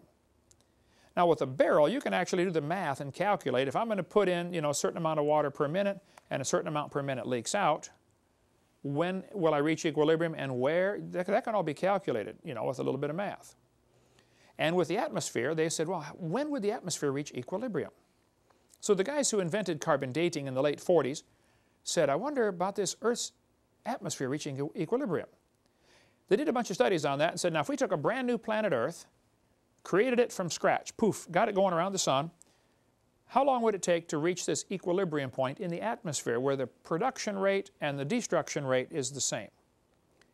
And they determined it would take about 30,000 years to reach equilibrium. I'm not sure how they did all that. You could probably see some of the rate scientists and figure that out. But then they made two mistakes in my totally unbiased opinion. They said, number one, we know the Earth is millions of years old. Mistake number one. Number two, they said we can ignore the equilibrium problem because we would have passed that point 30,000 years ago. You know, they've discovered the Earth has still not reached equilibrium. Radiocarbon is still forming 30 to 40% faster than it's decaying. Now think about that. If radiocarbon is still forming faster than it's decaying, that means the Earth is less than 30,000 years old, number one. And number two, you can't carbon date anything. Because you'd have to know when it lived so that you could calculate when it lived. You would have to already know when it lived to figure how much carbon-14 was it breathing at that time. Doesn't work. There's a website, www.arky.org. He's got more stuff on the Earth has not reached equilibrium, if you want some articles there, by Ron Cooper. But this is a calibration curve. If an animal is still alive, it should give you about 16 clicks on your Geiger counter per minute per gram. If you're only getting 8, you say it's been through 1 half-life, or 4 clicks, or it's been through 2 half-lives, or 3 half-lives, etc. This is called a calibration curve.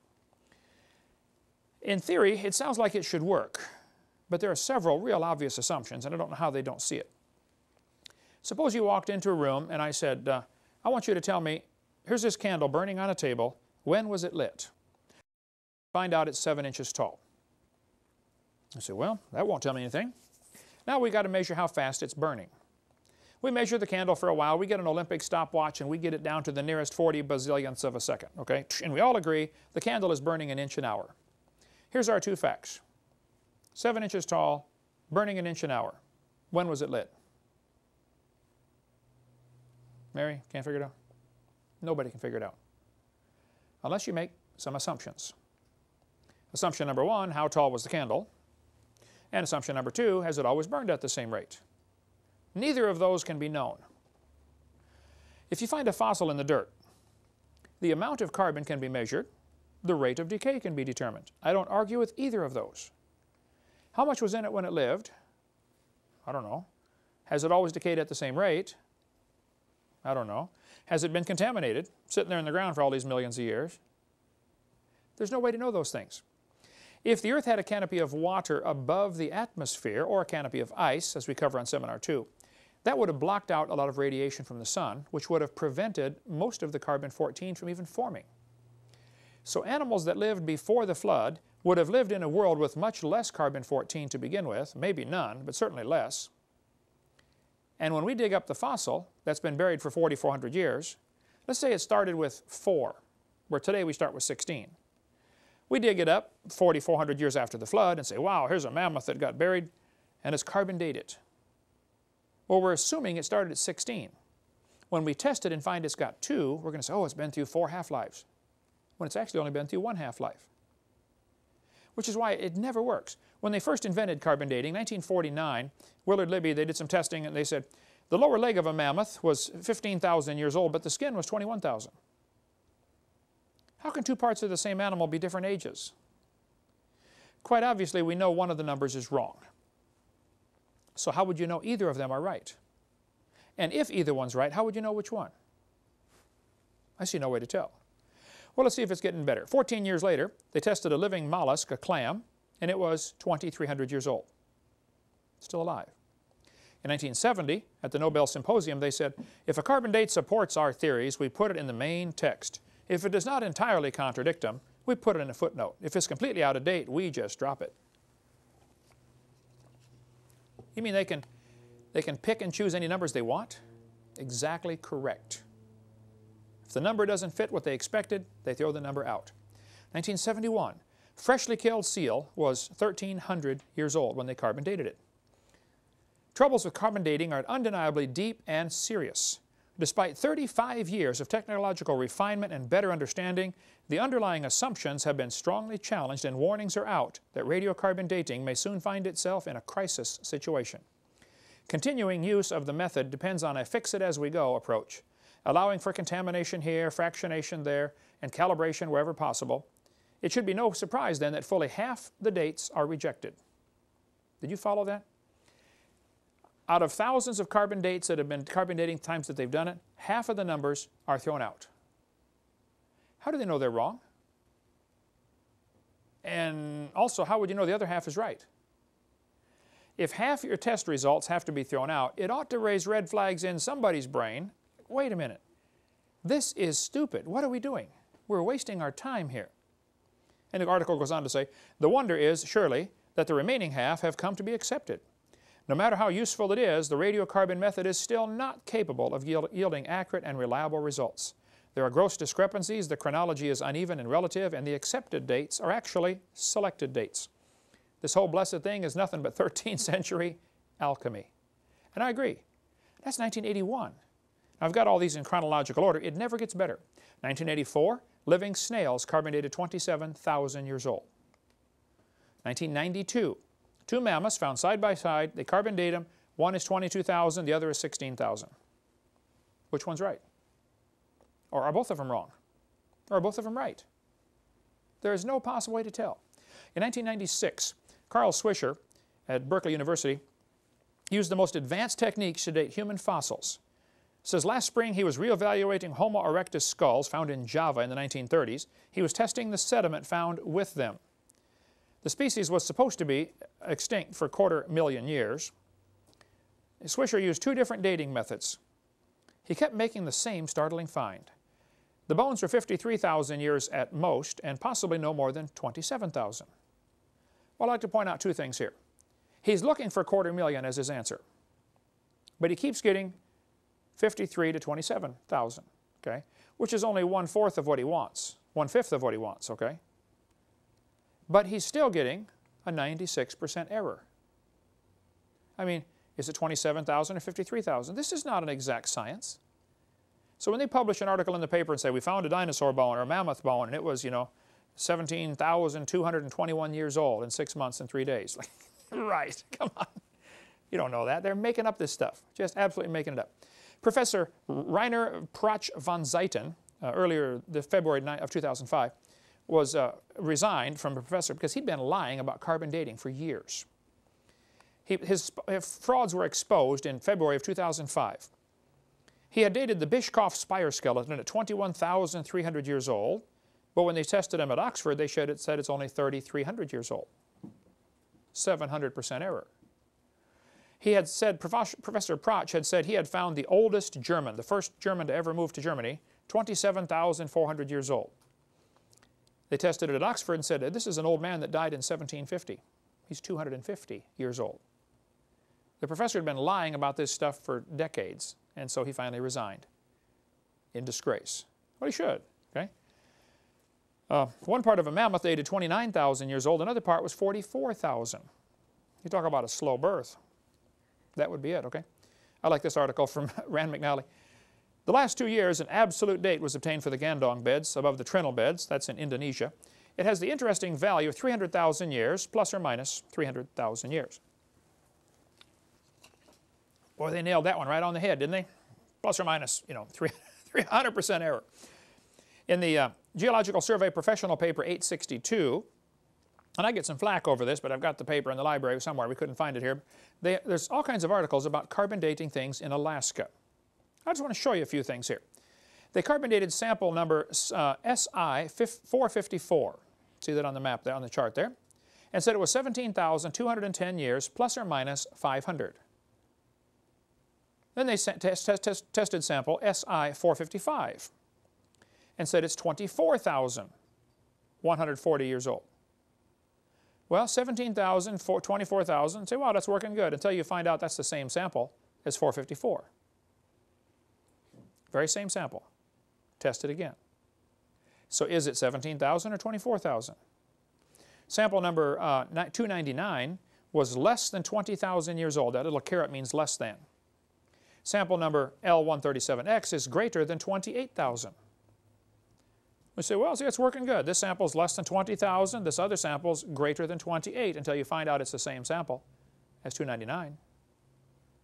How can a sample be less than 20 and greater than 28 at the same time?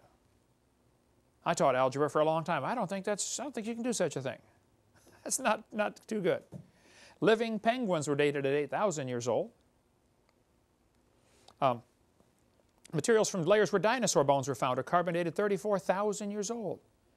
I was in a debate one time and this professor was getting so upset. Finally he said, how can you use Reader's Digest as a resource? I said, sir, I use Reader's Digest as a resource for the picture of the dinosaur bone, okay? It's not the resource for the fact, okay? That's where I got the picture from. Oh, okay. So we went on to the debate. But yes, dinosaurs ought to date, 70 million years old. A Russian scientist dated dinosaur bones at less than 30,000 years old. Hugh Miller from Columbus, Ohio, took in 4 dinosaur bone samples and said, would you carbon date these? And they charge like $600 to carbon date something. They carbon dated them and said they're less than 20,000 years old. He said, oh, by the way, these are dinosaur bones. They said, oh, well, then they're not 20,000. We've got to test them again. Why can't they be 20,000? They said, well, we know dinosaurs lived 70 million years ago, so if you had told us that, we never would have carbon dated them. One friend of mine died here several years ago, but he was doing a lot of archaeological work, and he dug down in this well and he found layers of burned wood, which is good to carbon date because obviously, it had carbon in it. And he put them in a baggie, sample number A, from such and such a layer. How many feet down? He labeled it A. Dug down 10 more feet, hit another layer of burned wood. A city had been destroyed, or 20 feet, whatever it was. He labeled it sample B. He took them in to have them carbon dated. Paid them the $600. They said sample A is, I forget, 3,000 years old, and this one's 4,000 years old. He waited 6 months, switched the labels, took them back in, same laboratory, said, I want you to carbon date these samples. Now, sample B, the lower one, is in the top bag. So just switch the labels, and they give them the same results, 3,000 and 4,000. It doesn't work. It's never worked. Here's things to consider about carbon dating. When the sample of, date a sample of known age, it doesn't work. If you date a sample of unknown age, it is assumed to work. That's not science, okay? As things decay, they produce helium. This helium, the amount of helium in the atmosphere, is only enough to account for a few thousand or few million years, not billions of years. There's a book called The Mythology of Modern Dating Methods by ICR, if you want to read stuff on that. They do a lot of testing on this. They're probably the experts in the creation community. This guy said, the rocks do date the fossils, but the fossils date the rocks more accurately. That's ludicrous, okay? And it all based on circular reasoning. They've known that for centuries. We'll cover more on that on video 4. I talked to James P. Dawson. He's going to be on our radio program tonight, actually, Jonathan. He's supposed to call in. James Dawson was one of the guys working on dating the moon rocks. They brought back moon rocks, gave them to his laboratory, and said, how old is the moon rock? He took specimen number 10017, divided it into 6 pieces, and tested it many, many times. How old is it? They got numbers ranging from 2.5 billion to 4.6 billion. That's a 500% error, or 100% error. I talked to him back in '99, and he's in Oklahoma. There's his phone number. He was Chief of Engineering and Operations for the Lunar and Earth Science Division of the Manned Spacecraft Center in NASA in Houston. He worked on lunar samples, including the Genesis rock. He told me they found ages from 10,000 years to several billion in the same rock. His website, jpdawson.com. How can one rock be 10,000 years old and several billion years old at the same time? Something is wrong, okay? The book Bones of Contention has a great chapter at the end called The Dating Game, showing how that they will just change the dates whenever necessary. If it doesn't fit the theory, oh, let's test it again until it fits the theory. See, the theory is important. The facts are not. Evolution, as I've said many times, is a carefully protected state religion. And that's all it is. What about potassium-argon dating? Does that work? Actually, the numbers are bigger, but the problems and assumptions are exactly the same, and you can demonstrate it doesn't work. Potassium decays very slowly. This chart shows the different elements in their half-life. Carbon has a half-life around 5,700 years, but potassium, it takes 1.3 billion years with a B for half of that to disappear. Very slowly decays. By the way, I would like to point out, Your Honor, just for, appeal, that all of the dating methods are based on the decay of an element. Uranium decays to lead. Potassium decays to argon. They're all moving down the periodic table, not up. All going down. Just point out, keep that in mind in case we need to appeal this case, all right? 80% of the potassium in a small sample of iron meteorite can be removed by distilled water in 4.5 hours. Well, if you can take out 80% of it in 4.5 hours, how can you trust any dates you're going to obtain by that? Canadian Journal of Earth Science ran an article and said, in conventional interpretation of potassium-argon age, it's common to discard ages which are substantially too high or too low compared to the rest of the group, or with other available data such as the geologic time scale. There it is. If you test a sample and its number's too high or too low or doesn't match the geologic column, it gets thrown out. Well, then why are you wasting your time and money testing it? You already know how old you'd like it to be. Give it a number. Pick a number. It's dumb. The KBS tuff, a tuff is a layer of ash or lava, or generally ash that has been packed and turned into rock. It's called tuff, T-U-F-F. K. Brenzenmeier had been dating these samples of with potassium-argon dating because here's the theory. When a volcano erupts, the rocks and stuff coming out is really hot and any gases in it should be able to escape. Well, potassium slowly turns into argon, and argon is a gas. They use it for welding over at the shop. Argon welding, you know. Argon's a gas. So since potassium turns to argon, when the rock gets melted and shot out of a volcano, all the gas escapes, and so the theory says this new layer should have been, the clock is now reset. It is 0 years old. Even though when it was in the earth it's 4 billion years old, now all the argon's gone because it accumulated this argon for millions of years, but now poof, it melted and the gas is gone. So we can potassium-argon date this lava or ash or any volcanic material. Well, they had been dating this layer of ash named after K. Brenzenmeier because she did research on it. They said it's 212 to 230 million years old. All the scientists agreed that layer of ash is around 200 million years old. Until Richard Leakey came along in 1972, and he's digging around under the KBS tuff, and he finds a perfectly normal human skull. Everybody panicked and said, wow, how can you have a normal human skull under 200 million year old rock when man didn't even evolve till like 3 million years ago? That's not possible. And so they looked for things. Was this a burial? Did somebody dig through the rock and bury this person down here? Was there an earthquake? Is there a fault line near here someplace? Nope. All we can conclude is there's a normal human skull under 200 million year old rock. So what do you conclude? Well, one group studied this and said, well, that proves aliens came here 200 million years ago. Would you just consider that maybe the rock's not 200 million years old? After they found out it could not be an intrusion or a burial or anything else, it had to be legitimately placed there. I mean, the person was buried under this ash layer. They took 10 more samples of the KBS tuff and dated them again. Keep in mind, they'd already dated them a bunch of times. And everybody agreed it's 212 million years old. But now they take 10 more samples and check them again and say, oh no, it's only 0.5 to 2.6 million. Well, that's way down from 212. Okay, they dropped the number way down. But they're still getting a 500% error from 0.5 to 2.6. This is not an exact science.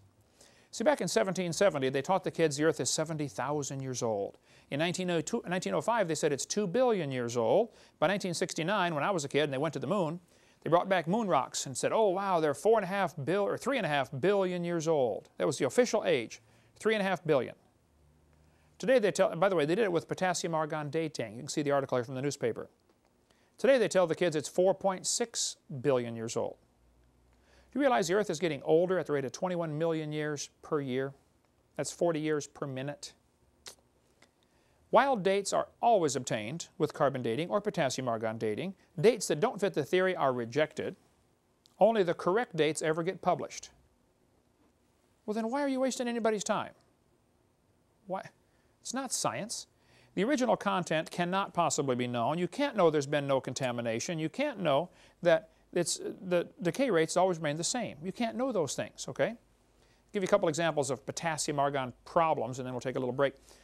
Basalt from Mount Etna in Sicily. By the way, I climbed on Mount Etna when I was over there in Sicily. They knew it erupted in 122 BC. They said they knew it erupted in 122 BC. There were written records. Well, the potassium argon dated it and said it's 2.25 million years old. Excuse me? It should be like 2,000. When they tested lava from a Hawaiian volcano, they knew it erupted in 1801. The people watched it happen. That's the lava flow that covered our village, you know, 1801. It gave an age of 1.6 million years old. That's in 1968. Let's see if it gets better. Basalt from a volcano in Hawaii erupted in 1959. When they tested it, it gave an age of 8.5 million years old. Another volcano in Mount Etna from the 1964 eruption gave an age of 700,000. The 72 eruption gave an age of 350,000. It was erupting when I was over there in 2002, I believe. I don't remember. Lava from Mount St. Helens was tested, which my sister lives just 60 miles from there. They tested the lava from Mount St. Helens, brand new lava coming out of the volcano. Grab a sample. How old is it? They tested it 5 different ways and got 5 different numbers. All the way from 350,000 to 2.8 billion. Notice, all 5 numbers are different, number 1, and all 5 numbers are wrong, number 2. They're wrong. It doesn't work. So again, when you test a sample of known age, it's assumed to work, and if you test a sample of unknown age, it is, you know, we know it doesn't work when you know the age, but when you don't know the age, well, then they say it works. So it just doesn't work. And I'm tired of them using our tax dollars to call that science. That is not science. That's pure imagination. There's a whole bunch more in the book, Evolution Cruncher, if you want more on that, or in the RATE project book, Radioactive Isotopes and the Age of the Earth, if you want more. Or there's a whole lot of good stuff in Walt Brown's book, In the Beginning. He's a PhD in physics, Air Force Academy professor for years in Colorado. Got great stuff in here. I differ with him on a couple of little things. Of course, I differ with probably everybody on a couple things. The only one right on everything, of course, is me, but we're trying to get them all converted. Take a 5-minute break, and we'll come back and talk about, have fresh dinosaur bones been found?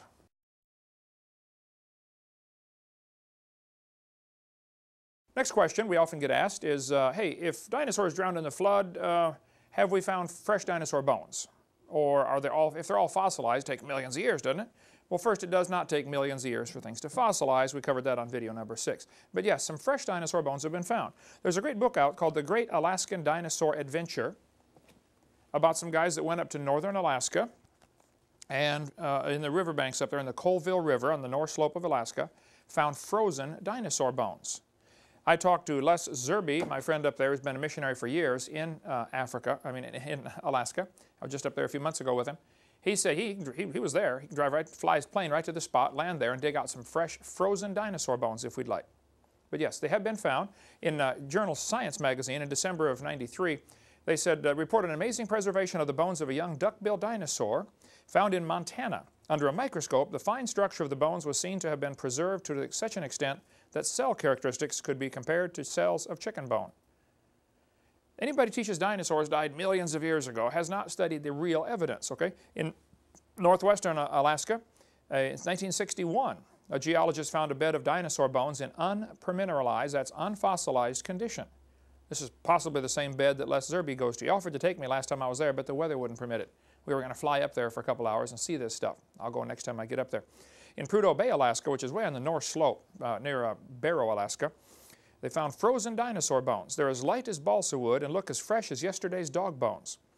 The structure was porous and the fossils were not mineralized, not fossilized.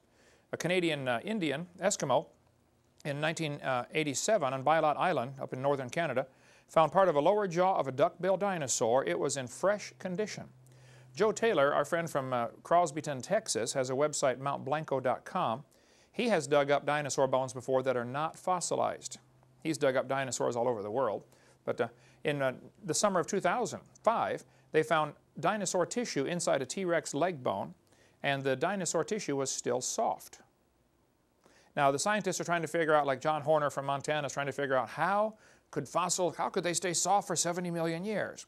The thought will never cross his mind that maybe they're not 70 million years old. Okay, he's already committed to that. And to say maybe they're only 6,000 years old or 4,400 years old from the flood would absolutely be anathema to them. They will never consider that. So now they're going to probably get a government grant and try to figure out how could they stay soft for 70 million years. They're totally asking the wrong question. The question is when they formed, not how they formed. Here's a picture from a magazine showing they found a fossilized dinosaur, still had what they thought, and I believe was confirmed, was the heart, soft tissue, fossilized in a dinosaur. Up in Alaska, they frequently find dinosaurs. Well, Alaska's cold. Reptiles don't do well in cold weather. But dinosaurs in Alaska? Not many, but a few have been found, and yes, it's true, some have been found that are not fossilized. You can do more research on that on your own, and we'll cover more in our college class when we get to that. If there really was a flood, I often get the question, well, where's all the humans? Why aren't there more human bones? There should be, bazillions of human bones buried. I mean, we find lots of clams, find lots of other animals, and it's true, of all the fossils formed, Jonathan, I don't know if you know the percentage, it's like 90% of all the fossils formed are marine organisms. Have you read something like that? 90 or 98. 90 or 98, animals that live in the water, okay? Very few mammal fossils are found, and very few, human fossils are found. Marvin Lubenow, in his book Bones of Contention, it's the best one I'm aware of on the topic. He's a creationist, but he spent years and years and years, like 25 years, studying all the human remains. He says there are about 4,000 human remains have been found. Now, and it's compared to clams, we find billions of those, or fish, we find billions of those. Why only 4,000? Well, there's a couple of things to consider. Why so few human bones are found? And by the way, they're all 100% human. Actually, the Neanderthals had thicker bones than we have. They were in much better condition. They were like, they say the average Neanderthal could pick up a football player and fling him over the goalpost. I mean, they were just incredible condition. The muscular structure must have been great. But when God made the world 6,000 years ago, there were two people, but it was full of plants and full of animals. 4,400 years later, it was still full of plants and full of animals and still not full of people. I have no idea what the population was at the time of the flood. This is just a pure guess with probably 1 billion people. If you figure they're living 900 years and having 70 or 80 kids per family, that's what you need, Tanya, about 70 kids, right? It would be a large population in a hurry, but let's just pick a number and say there was 1 billion. Why are so few found as fossils? Well, the purpose of the flood, according to Genesis, was to destroy man off the earth. That's why God did the flood. The Bible says there were giants in the earth in those days, and there were mighty men of old. So, I don't know for sure what that means, but I suspect that might mean the people were actually bigger before the flood came. We've covered on video 2 about some of the giant fossil skeletons that have been found. People 9 feet tall, 10 feet tall, 12 feet tall. I don't know if everybody was that big or not, but certainly it appears some of them were. So there are several theories of why so few human bones have been found. Number one, there were less people to be killed. There aren't as many people available. So you're not going to find as many bones of them. Okay? You're going to find more animals and more fish and clams and stuff like that. Secondly, people are smarter than animals. Well, some people. And they would tend to avoid drowning until the last possible minute. Whereas animals would get surprised and covered up and buried, the humans would figure out some way to avoid this. Plus, it probably took about 6 months to kill everybody. I mean, the flood covered the world, but it doesn't mean it covered the whole world instantly. It rained 40 days and 40 nights. And probably what we see today, the continental shapes and everything, obviously is a pure coincidence based on the water level. And everything was flexing up and down during the flood. We covered on video 6. So if the earth was totally different configurations, unrecognizable by today's globe, but as the crust of the earth is flexing up and down, the water's slowly coming up from the fountains of the deep that are broken open. The rain was 40 days, but the water kept coming up for 150 days. So if we start with the assumption that during the flood, there were high ground above water, may have lasted for 6 months. The high ground getting smaller and smaller, and people would run to high ground, and they also have the tide. The moon is causing the tide. The moon doesn't know or care that there's a flood on the earth. It's just, pulling the water up. So the tide may go up, cover an area, and then go down, and people and animals would run to the newly exposed island. Here's high ground, get over there. So we'd find footprints in these mud layers that then would get covered up with the next tide. I mean, every 6.5 hours the tide changes. high tide to low tide, 6 hours and 25 minutes average. So as these mud layers are full of footprints, they bake in the sun just for a couple hours, enough to get a skin on them, and then a new mud layer washes in on top from the next tide. It is highly probable that during this flood, during these first few months of the flood, you would get thousands of layers deposited for multiple reasons we cover on video 6, and you may have footprints within each of these layers. We had a guy called into the radio program yesterday, the guy from Sweden that calls in once in a while, you know, to our radio program, evolutionist. He says, well, we find layers of rock and footprints between the layers. He said, that proves each layer was exposed for thousands of years. No, that proves it was exposed for maybe 30 minutes, but doesn't prove it's exposed for thousands of years. So yes, it's possible to get footprints, and especially if you look at nearly all the footprints are run in the same direction. What would that mean? They're trying to avoid something. They're all going the same way, probably avoiding the flood water. And in Psalm 104, it says, the mountains arose, the valleys sank down. So during the flood, the crust of the earth was all broken up into plates, and they're much more flexible and movable than they are today. Today they're kind of locked into position as most of the water is gone that was underneath, that was lubricating this movement. So they could run to high ground, and then of course a couple days later that may not be high ground. Something else becomes high ground as the plates twist around. So second reason though, people are smarter and probably would avoid drowning. If they end up on top, they don't rot. I mean, they rot, they don't fossilize. How many buffalo got killed out west in the last 200 years? Like millions? None of them fossilized. See, things only fossilize if they're buried. So you could have a lot of humans get killed toward the end of the flood, or toward the middle of the flood, I guess, and not be fossilized at all. Thirdly, if humans were bigger, they would not be recognized as human. I mean, if you find a 5-foot thigh bone, you're not going to recognize it as a human. You're going to say, oh, it must be from a, a dinosaur cave bear or something. So those are the reasons why so few human fossils have been found. Fourthly, I'm not sure who's doing the counting. When they say 4,000 have been found, who's counting all these? Marvin Lubenow says that's what he can find in the published record. But how many things have been found that are human, fossilized, in certain layers, but it doesn't match the established scientific paradigm of the day, and so they say, we better not even report this. Because you're not allowed to find humans with dinosaurs, or else, man, you're going to lose your job. You can't go against the evolution theory. It's a carefully protected state religion. I point out, no human and chicken bones have been found fossilized together in the same rock strata, anywhere in the world. So that proves humans and chickens did not live at the same time. No. You know that's not good logic, okay? We don't have to find the bones together to prove they live together. We don't have to find the footprints together to prove anything either. No human and chicken footprints have ever been found together. No coelacanth fossils were found for 65 million years of their geologic column. They've got their geologic column and they say, oh, coelacanths lived 65 million years ago. How do you know? Well, that's the last fossil we found of them. And then they find them still alive. What does that prove? For 65 million years, by their thinking, no coelacanths lived or no coelacanths fossilized. Obviously, they would say none, it just happened that none fossilized.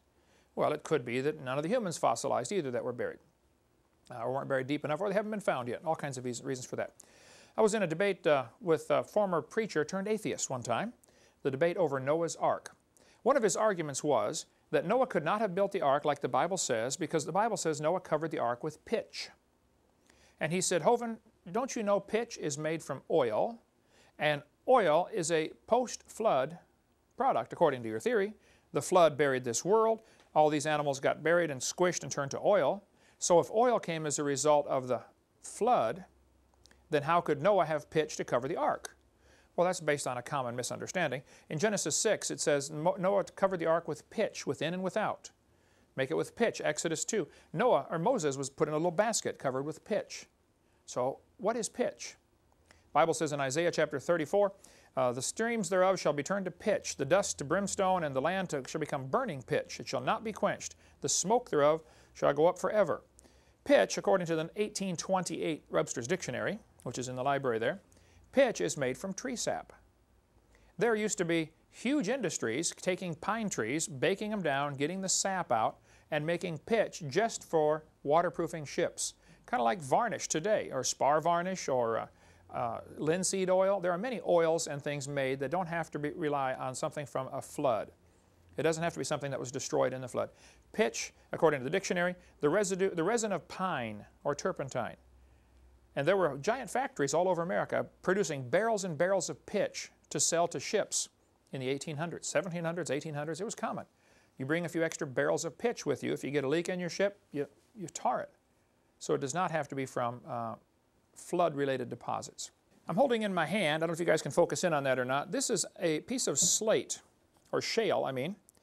There are probably 60 layers to it, real thin layers, and you can see oil oozing out the side.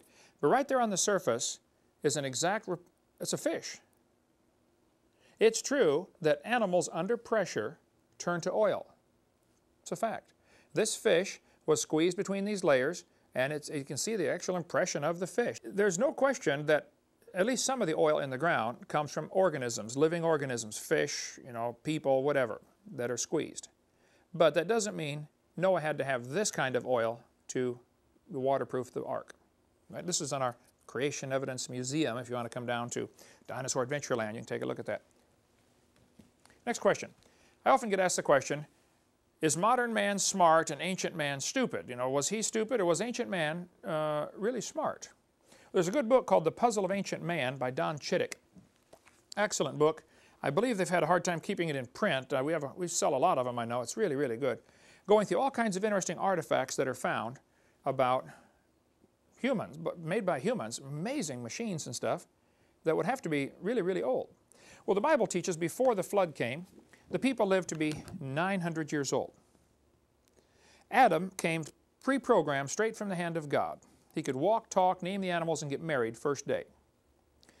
He probably knew incredible amounts of information that was pre-programmed in, or after spending 100 years walking and talking with God, he just knew a lot of stuff that God told him. God would say, Adam, you see this tree right here? Watch this. You pull off the bark, scrape the inside, and chew on that. Oh, wow. Yeah, it's got vitamins. You need that, Adam.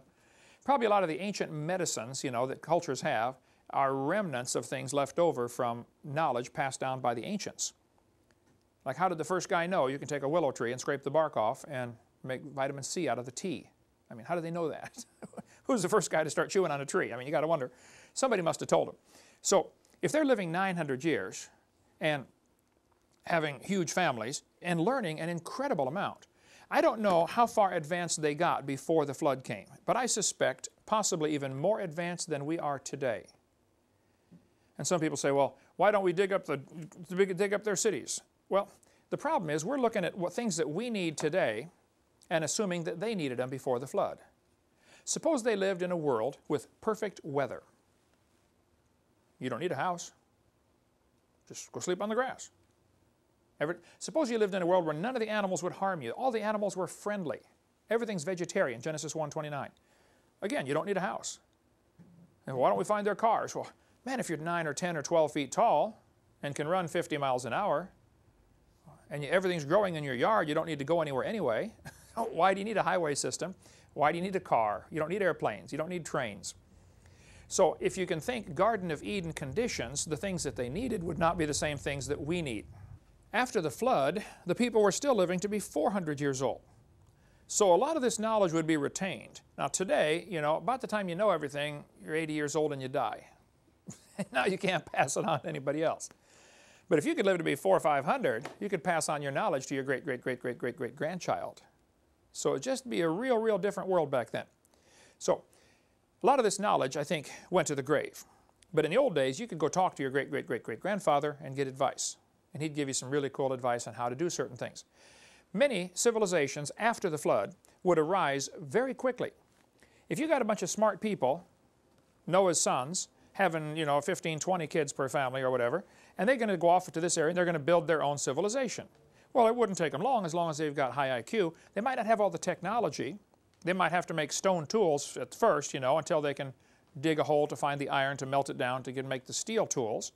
They would know how to do it. It's kind of a Gilligan's Island situation. But within 50 years, you could build a civilization. You look at Robinson Crusoe, lands on an island. So after 20 years, he's got a whole, got a farm, got a house, got a fort, did it all himself, So yeah, it doesn't, especially you get smart people in situations like that, you can build a civilization in a hurry. It's interesting, if you study history, all of the ancient civilizations, the Babylonians, the Sumerians, the Greeks, or the Chinese, They just arose out of nowhere. Poof, there's a civilization. There's no evidence of this stuff they teach in school, of them going from hunters and gatherers and grunts and groans, caveman stuff, becoming civilized and building cities. There's no evidence of that. Farther back you go, it's all of a sudden, poof, there's the beginning of the Egyptian civilization, the beginning of the Chinese civilization, just like they moved in and built it in less than 100 years. So some strange things have been found in the fossils, as in the ground, that would indicate man used to be really smart. This little airplane, for instance, is in the Smithsonian, I believe. Right, yeah, in Smithsonian. It was found in a grave in Colombia. It's about 1,000 years old. But it's an airplane, quite obviously, with all the features of an airplane. But it can't be an airplane, according to the evolutionist, so therefore they have it labelized in the Smithsonian as a stylized insect. Now tell me, does that look like a stylized insect to you? See, they can't admit that ancient man knew about airplanes because that would go against the theory.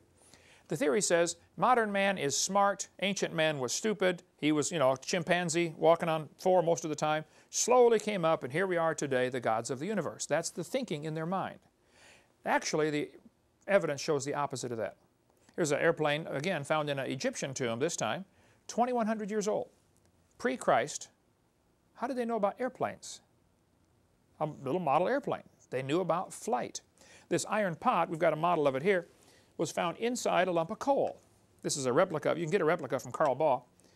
They're breaking open a lump of coal, and there's an iron pot inside. They examine the coal that comes out, and it's molded right to the pot on both sides. I mean, the coal formed around the iron pot. What would you conclude? That a coal miner dropped it? No, because then the coal won't be conformed to the pot. I would conclude that they had iron and were making iron vessels before the flood. During the flood, they got buried in a forest of trees and squished and turned to coal, and of course it's not going to affect the iron any. How do you get an iron pot in a lump of coal? Ancient man must have been smart, not primitive. In Peru, they've got giant stone walls like the one in the picture here. These stone walls are phenomenal. Some of the rocks in there are so huge, we can't even move them today. There's more in the Puzzle of Ancient Man about that topic if you want to read more, but there's one of the stones down in Peru weighs 20,000 tons. Now, to give you an idea how big that is, the largest crane on Earth today can lift 3,000 tons. I think they just built one in Japan, if I recall, for unloading ships. I just heard about it in 2003 or 4, that can lift 6,000 tons. Something like that. That may be the new, somebody's going to say, oh, Hovind, you're wrong, it's more, 3,000 is wrong, you're lying. I'm not lying, I just don't know. I think it's 6,000 tons now, okay? But still, you've got stones up here that weigh 20,000 tons. How did they move that? Who did it and how did they do it? I don't think it's logical to say ancient man was primitive. They must have known something we don't know today. Like this guy said, what is truly impossible about the block is that it's the size of a 5-story house and weighs 20,000 tons. We have no combination of machinery today that could dislodge such a weight, let alone move it. We can't even break it loose from the ground, let alone move it. We can't do it. This bell was found inside a lump of coal in West Virginia. The guy who had it on his desk for years later moved to Central Florida, and I've not been able to, he's an old man now, I've not been able to get a hold of him lately, so if you get his address, let me know. Because I think he needs to have that on display at a Creation Museum in Pensacola, Florida. That's what I think. This thing was analyzed, and they said, well, this is some kind of strange, old, like a Buddhist-type god on top of here. But how could you find a brass bell inside coal? Ancient man knew how to work with all the metals. The Bible says Tubal-Cain was an artificer in brass and iron. That's Adam's grandson. They were already working with brass and iron. This little zinc and silver vessel was found inside rock, supposed to be 600 million years old. Well, I disagree with the 600 million year part, but they knew about things. There's a great article in the Puzzle of Ancient Man about the little device found in a ship that was sunk in 100 BC in the Aegean Sea, which is right next to Greece. Okay? It's got an analog computer on board. How on earth did they know about analog computers in 100 BC? It's called the Antikythera device, Antikythera mechanism. The History Channel in March of 2005 was amazing. It had a whole hour-long message about this Antikythera device found in Greece. They actually built a working model of it. and said this thing, by turning the crank, would be able to predict where the planets would be or the sun would be. It'd be like an amazing computer for ships navigating. 100 BC. No, ancient man was not primitive. You can get copies of this hammer from our museum. This Dr. Baugh has the original in his museum. He lets us make replicas of it. This was found in 1934 in Texas, New London, Texas. When they first found the hammer, the handle was petrified, what was left of it, and they looked at the hammer and said, man, it was in solid rock. I said, what on earth? How can a hammer be in rock? And the rock was supposed to be 400 million years old. So, of course, guys who believe in evolution would say, well, that just proves aliens visited the planet 400 million years ago and one of them dropped his hammer. I mean, that's the kind of logic they use. Instead of thinking, you know, maybe our whole time scale's wrong. They will never consider that. They cut a little notch in the hammer with a file in 1934 to see what kind of metal it was. It is still not rusted, the notch. It's a type of a stainless steel. Battelle Laboratory analyzed it and said it's 96% iron, 2.6% chlorine, and 3/4% sulfur. And then they said, you know, we don't think you can get those elements to combine unless you do it under a much stronger magnetic field. Probably the pre-flood Earth had a magnetic field 8 or 10 times stronger than what we have today. This was found in Iraq, this little battery. Quite a few of these were found. They knew about electricity 2,000 years ago. The Egyptians apparently knew about electricity. Here's a hieroglyphic showing snakes in some kind of chamber hooked with a wire going to a little generator of some kind. We don't know. There are two theories. One is they are using electricity to mummify the snake or do something, or they're using electric eels to produce the electricity. I don't know which way the electricity is going, or even if it's electricity. But I think we've got the wrong idea to say modern man is smart and ancient man was stupid. I think ancient man knew a lot. They knew about brain surgery. Quite a few skulls are found like this. This process is called trepanning. They would actually cut into somebody's head, and many are found with the hole healed over, which indicates the patient lived. Okay? I mean, cutting a hole in the head is no big deal. But some of the Ica stones from Peru show what appears to be brain surgery. Dr. Dennis Swift, that spoke at our boot camp in 2004, has some of the instruments, the hardened copper instruments that they would use for brain surgery, or for surgery, period. Okay? Ancient man knew how to do all kinds of things with people's heads, besides cut them open and let them heal. They made strange shapes to the heads. They apparently did heart surgery. From some of the Ica stones anyway, it appears that they're doing, you know, open heart surgery. Here's a guy with an artificial limb attached, so they knew about that. That would have been, you know, 2,000 years ago. This little machine appears to be some kind of steam engine. They might have known about some kind of power like that 2,000 years ago. They certainly knew about the wheel. This little cat was found on wheels to move around, a little kid's toy apparently, in some of the Inca Indian tombs. They certainly were smart as far as biology goes. This little spider is one of the, little nothing, it's 150 feet tall. It's one of the Nazca Line images. We cover some of that on video too, but they knew that to make this spider with no eyes, because it's blind, these little spiders are extremely rare.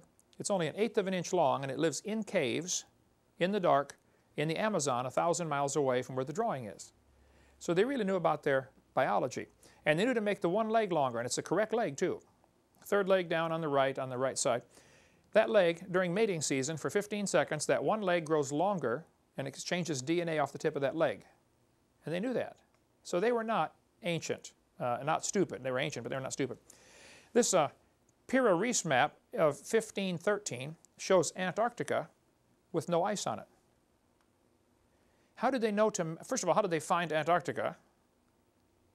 How did they know to map it with no ice? Something was different, okay? This metallic sphere was found in South Africa. It has 3 parallel grooves around the equator, but it was found in what they said was pre-Cambrian material, 2.8 billion years old. Well, of course, I disagree with the 2.8 billion years. It's a human artifact, quite obviously, found in rock, supposed to be 2.8 billion years old. But see, rather than question, you know, maybe it's not 2 billion years old, guys like Michael Cremo, who wrote the great book on stuff like this, they're called OOPART, out-of-place artifacts, OOPART. He studies all kinds of these things. Now, he's a Hindu. Michael Cremo has the book Hidden History of the Human Race. He says this proves aliens came and visited the Earth 2.8 billion years ago. Rather than question, hey, wait, maybe the whole geologic column is wrong, they just, I don't know why, They're not allowed to question that. His book's called The Hidden History of the Human Race. It's in our library if you want to read that. Here's a mortar and pestle, you know, to grind wheat or grind flour with, grind corn. The problem is, it's in rock supposed to be 33 to 55 million years old, way before man got here. So what do you conclude? Well, again, aliens came, visited the planet. These little spirals were found. The thing that's amazing about these little spirals, they're made of tungsten. Very difficult metal to work with, very difficult to refine. And these things are 3/10,000ths of an inch, 3/10,000ths of a millimeter in diameter. And it follows the perfect golden mean ratio. Same thing used in the Fibonacci sequence, 1 to 1.618. How do they know about that? A lot of these are found in Russia. Pavel, if you get over there, bring me some of these. I want some of these for the museum, these little amazing little spirals. There's all kinds of stuff on the internet about that if you want to read it. Well, what about the pyramid?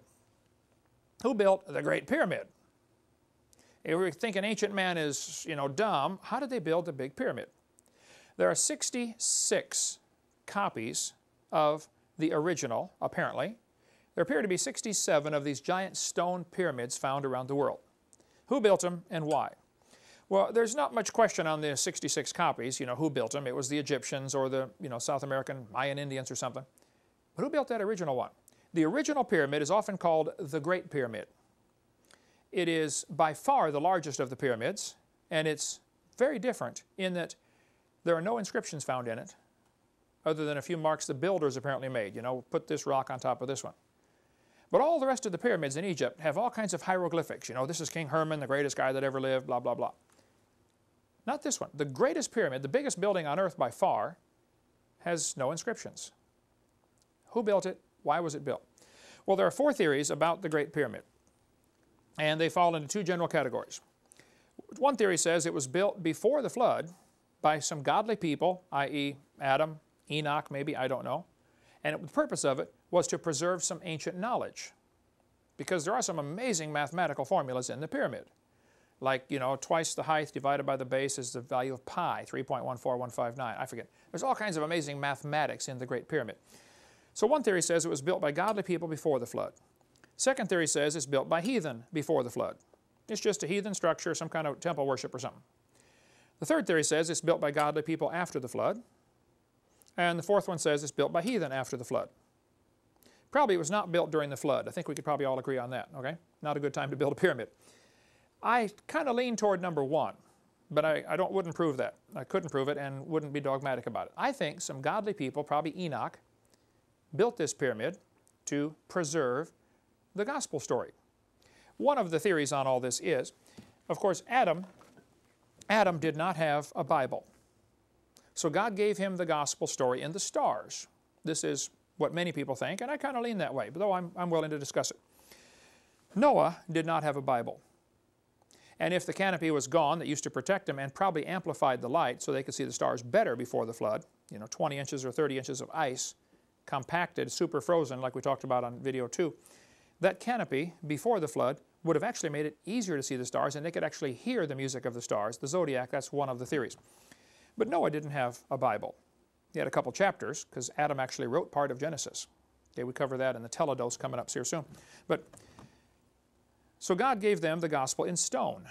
This is how it preaches good. Whether it's true or not, I don't know. But basically, there used to be the gospel in stars, then there was the gospel in stone, and today we have the gospel in Scripture. The 3 different ways. Now, let's assume that there may be some truth to that and go from there.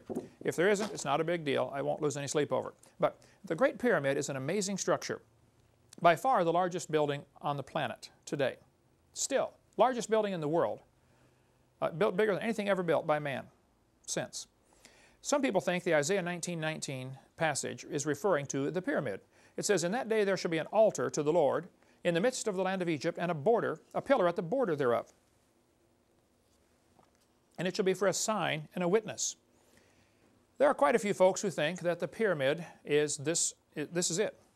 Because their teaching goes that Egypt split into 2 kingdoms, northern and southern kingdom, and they were fighting in, you know, civil war kind of stuff, and this pyramid is right on the border. And then when they united, it's now in the midst thereof. So it is both at the border and in the midst. Otherwise, how could a building be that way? Now, of course, the Jehovah's Witnesses have gone crazy with the pyramid. There are all kinds of books by Jehovah's Witnesses thinking, oh, this prophesies everything and proves Jehovah's Witnesses are right, you know. And they kind of take it to real wild extremes. And there are many books available on the pyramid, some of which are absolutely loony. But it's very interesting reading. The pyramid is a huge building. It goes up 4 sides to the top, and the top stone was never installed. If you look at the diagram here, there's only one door into the pyramid. Nobody could find the door until 800 AD. That pyramid sat there for thousands of years, and nobody could find their way in. Finally, in 800 AD, some Arabs got a hammer and chisel and just started pounding a hole, chiseled their way into the pyramid.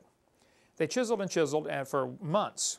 And the guy kept telling his workers, oh, there's going to be lots of gold in here. You're all going to be rich, you know, blah, blah, blah. Well, finally, after months and months of chiseling, everybody's getting tired of going in, you know, digging a hole in the rock, okay, because it was solid rock.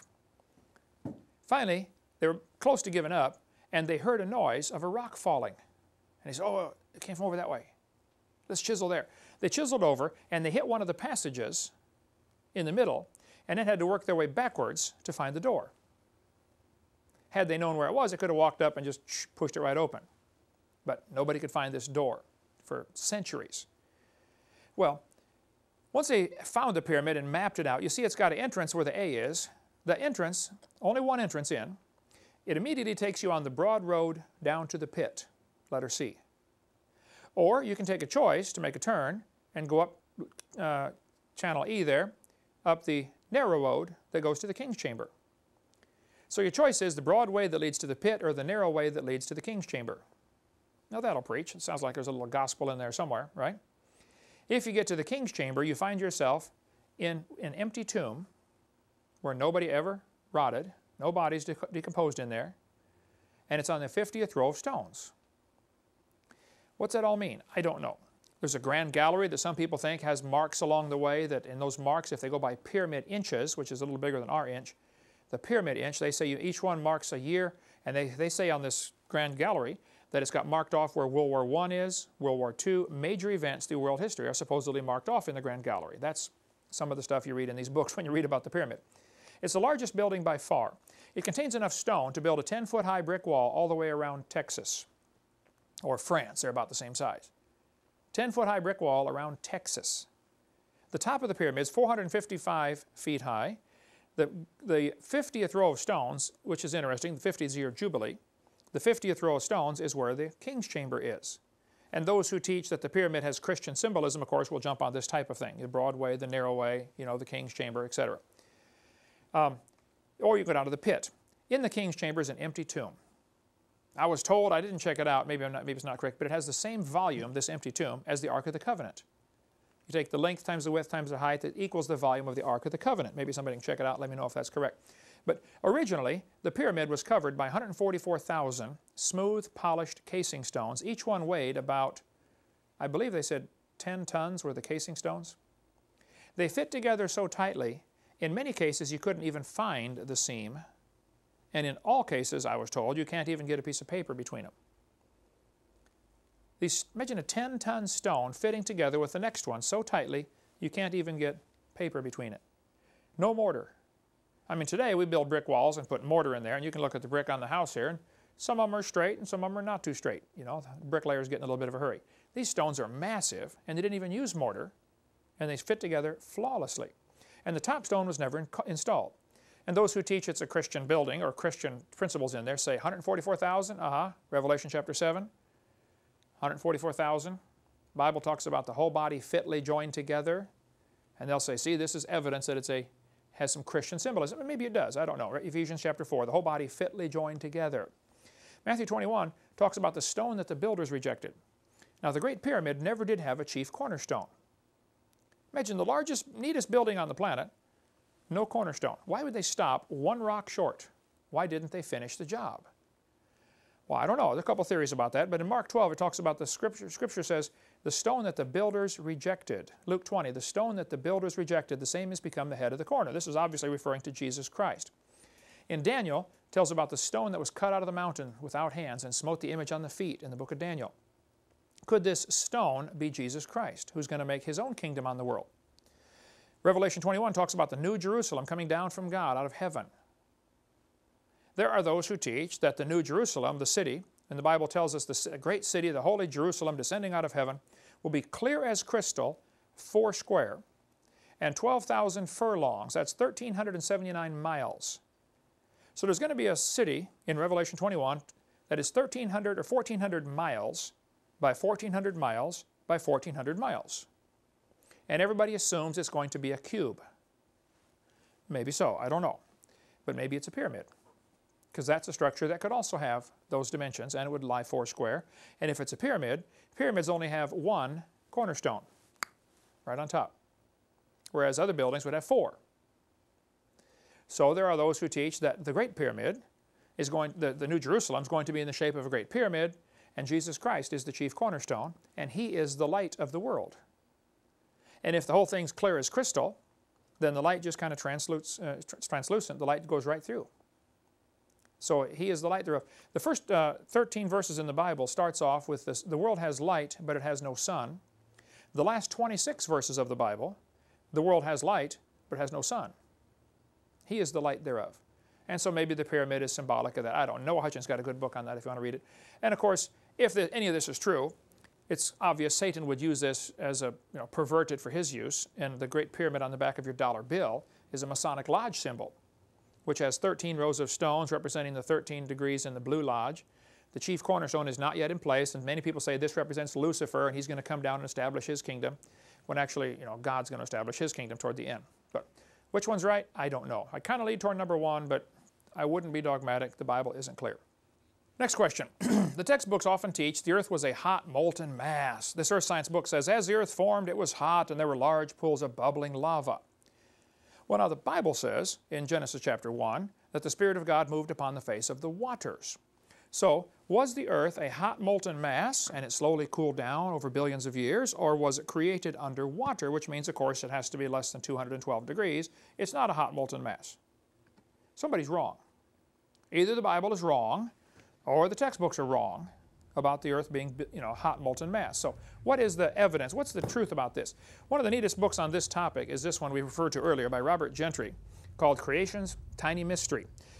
He spent years studying radiopolonium halos, which are little tiny rings. They are only visible with a microscope, and they're found in granites. Every type of granite all over the world contains these little radiopolonium halos, little tiny circles in the rock. Well, what are they? Well, polonium is one of the many elements on the periodic table. As polonium decays, it's radioactive, it's dropping to another level, it sends off little fragments, kind of like a hand grenade. The problem is polonium has a really, really short half-life, like 164 thousandths of a second. So if this was taking place in hot molten rock, it would decay, the polonium would decay, poof, make its little halo, and the rock is liquid, so it would disappear, it would flow away. Just like the fireworks from the 4th of July don't stay there in the sky all year. It goes up, poof, makes a little ring, and then falls down. But if you could explode a hand grenade in a giant block of Jell-O, the fragments would go out and stick and be preserved. The only way you could preserve a ring, a halo, would be to do it in something that is, like a giant block of Jell-O, or in something already solid. The way to get these little polonium halos preserved, which are found all over the world, is to do it while the rock is already solid. Robert Gentry was writing all kinds of articles about this radiopolonium halo, saying, look, this indicates the earth was never a hot molten rock. And granite is an interesting rock. I don't think anybody knows for sure how granite formed. If you melt granite and then let it cool down, it does not turn back to granite. It turns to rhyolite. You can see a picture of rhyolite here. So all the granites have these polonium halos. What does that mean? Apparently, granite was the original created foundation stone. That was the original created rock. It's the only way to get these little halos in there that I know. You can talk to Robert Gentry. His website is halos.com and get much more of the technical information on this. So I think the evidence would point to the fact the earth was never hot molten rock. And then Nova TV program, they ran an article in summer of '05. They said, oxygen-18 found in 4.4 billion-year-old zircons show it had contact with large quantities of water. Why don't they get it? If these little zircon crystals, which are extremely tiny, have evidence, show us that they had contact with large quantities of water 4.4 billion years old. I don't buy that, of course, for a second. But their own evidence ought to show them the earth was never a hot molten mass. Never. Often in seminars I get asked the question, what about global warming? Is the earth really getting hotter? Well, I don't know. I've lived on it for 53 years now, but to me it seems about the same as it's always been. But of course that's a short time frame compared to the big picture. According to the 1 Corinthians, it says the earth is the Lord's. God owns the world. Psalmist said, Psalm 8, when I consider the heavens, God made the heavens, and He made man to have dominion over them. Our job is to be the tenant. God's the owner, He's the landlord, we're the tenant. Our job is to take care of His earth. It doesn't belong to us, but we're supposed to take care of it. It belongs to Him. Now, Karl Marx, in his Communist Manifesto, gave 10 ways to destroy a capitalist country and turn it into a communist country. Number 1 was abolish private property. That was essential to destroy capitalism. Nobody's allowed to have private property. Well, if you read through the Bible in Leviticus 25, it talks about in the 50th year they have the year of Jubilee. You proclaim liberty throughout the land and everybody returns to his possession. There's a good link here between liberty and having your own possessions. See, if you own it, you control it. So if God created the world, He owns it. He controls it, and He's let man use it for His glory. And there are those who don't like that idea, guys like Karl Marx and communists. They think, no, the world belongs to us, you know, and we control it. There is no God. But in 1 Kings, it talks about having your own vine, your own fig tree, drink water out of your own cistern, running waters out of your own well. Private property is essential to liberty. And Peter Burrell said, we reject the idea of private property. Kids in school today are having pledges like this. Talk about stupid. This kind of stuff's on the walls of many public schools. I pledge allegiance to the earth, which I do love and depend on, and to all life on land, air, and sea, which is as much a part of earth as me. This one says, I pledge allegiance to the world, to care for earth, sea, and air, to honor every living thing with peace and justice everywhere. Jacob Redstead told me a couple years ago, he said when he was in 3rd grade in elementary school in Minnesota, his teacher, Miss Klophocky, took down the American flag and had the 3rd graders pledge to the earth instead. Can you imagine? Boys and girls, we're going to pledge to the world today. We're starting these kids in 3rd grade. Half the cartoons on Saturday morning TV now are that kind of way, you know. Destroy the mean old capitalists, you know, that are destroying the world, and save the planet, you know, Captain Planet. There's all kinds of cartoons designed to get the kids thinking that, you know, we got to save the earth. Well, I am against pollution and I'm against destroying things unnecessarily, okay? But the real purpose of this environmental movement and the big scare about global warming is not to save the earth. The purpose is to establish communist plank number 1. Abolish private property. They want you to have to get a permit to cut down a tree on your own property. One guy in California had this tree was growing, obviously, into his house. And it was crushing the front porch. The house was 100 and some years old. And it had been planted and the tree was growing and was caving in the front porch. So he went to get a permit to cut down the tree. And they said, you can't cut down the tree because, you know, the trees are protected. He said, well, then I need to get a permit to remodel my porch. They said, no, that's a house is 100 years old. That's a historic building. You can't remodel the porch. Talk about stupid. Why go ask for a permit at all? That's what starts the problem. But see, once people sign a contract to become a servant of whoever, now you're under contractual law. You know, if you sign a contract to become 501c3, well, then you better do everything they tell you to do. Okay? So don't sign the contract.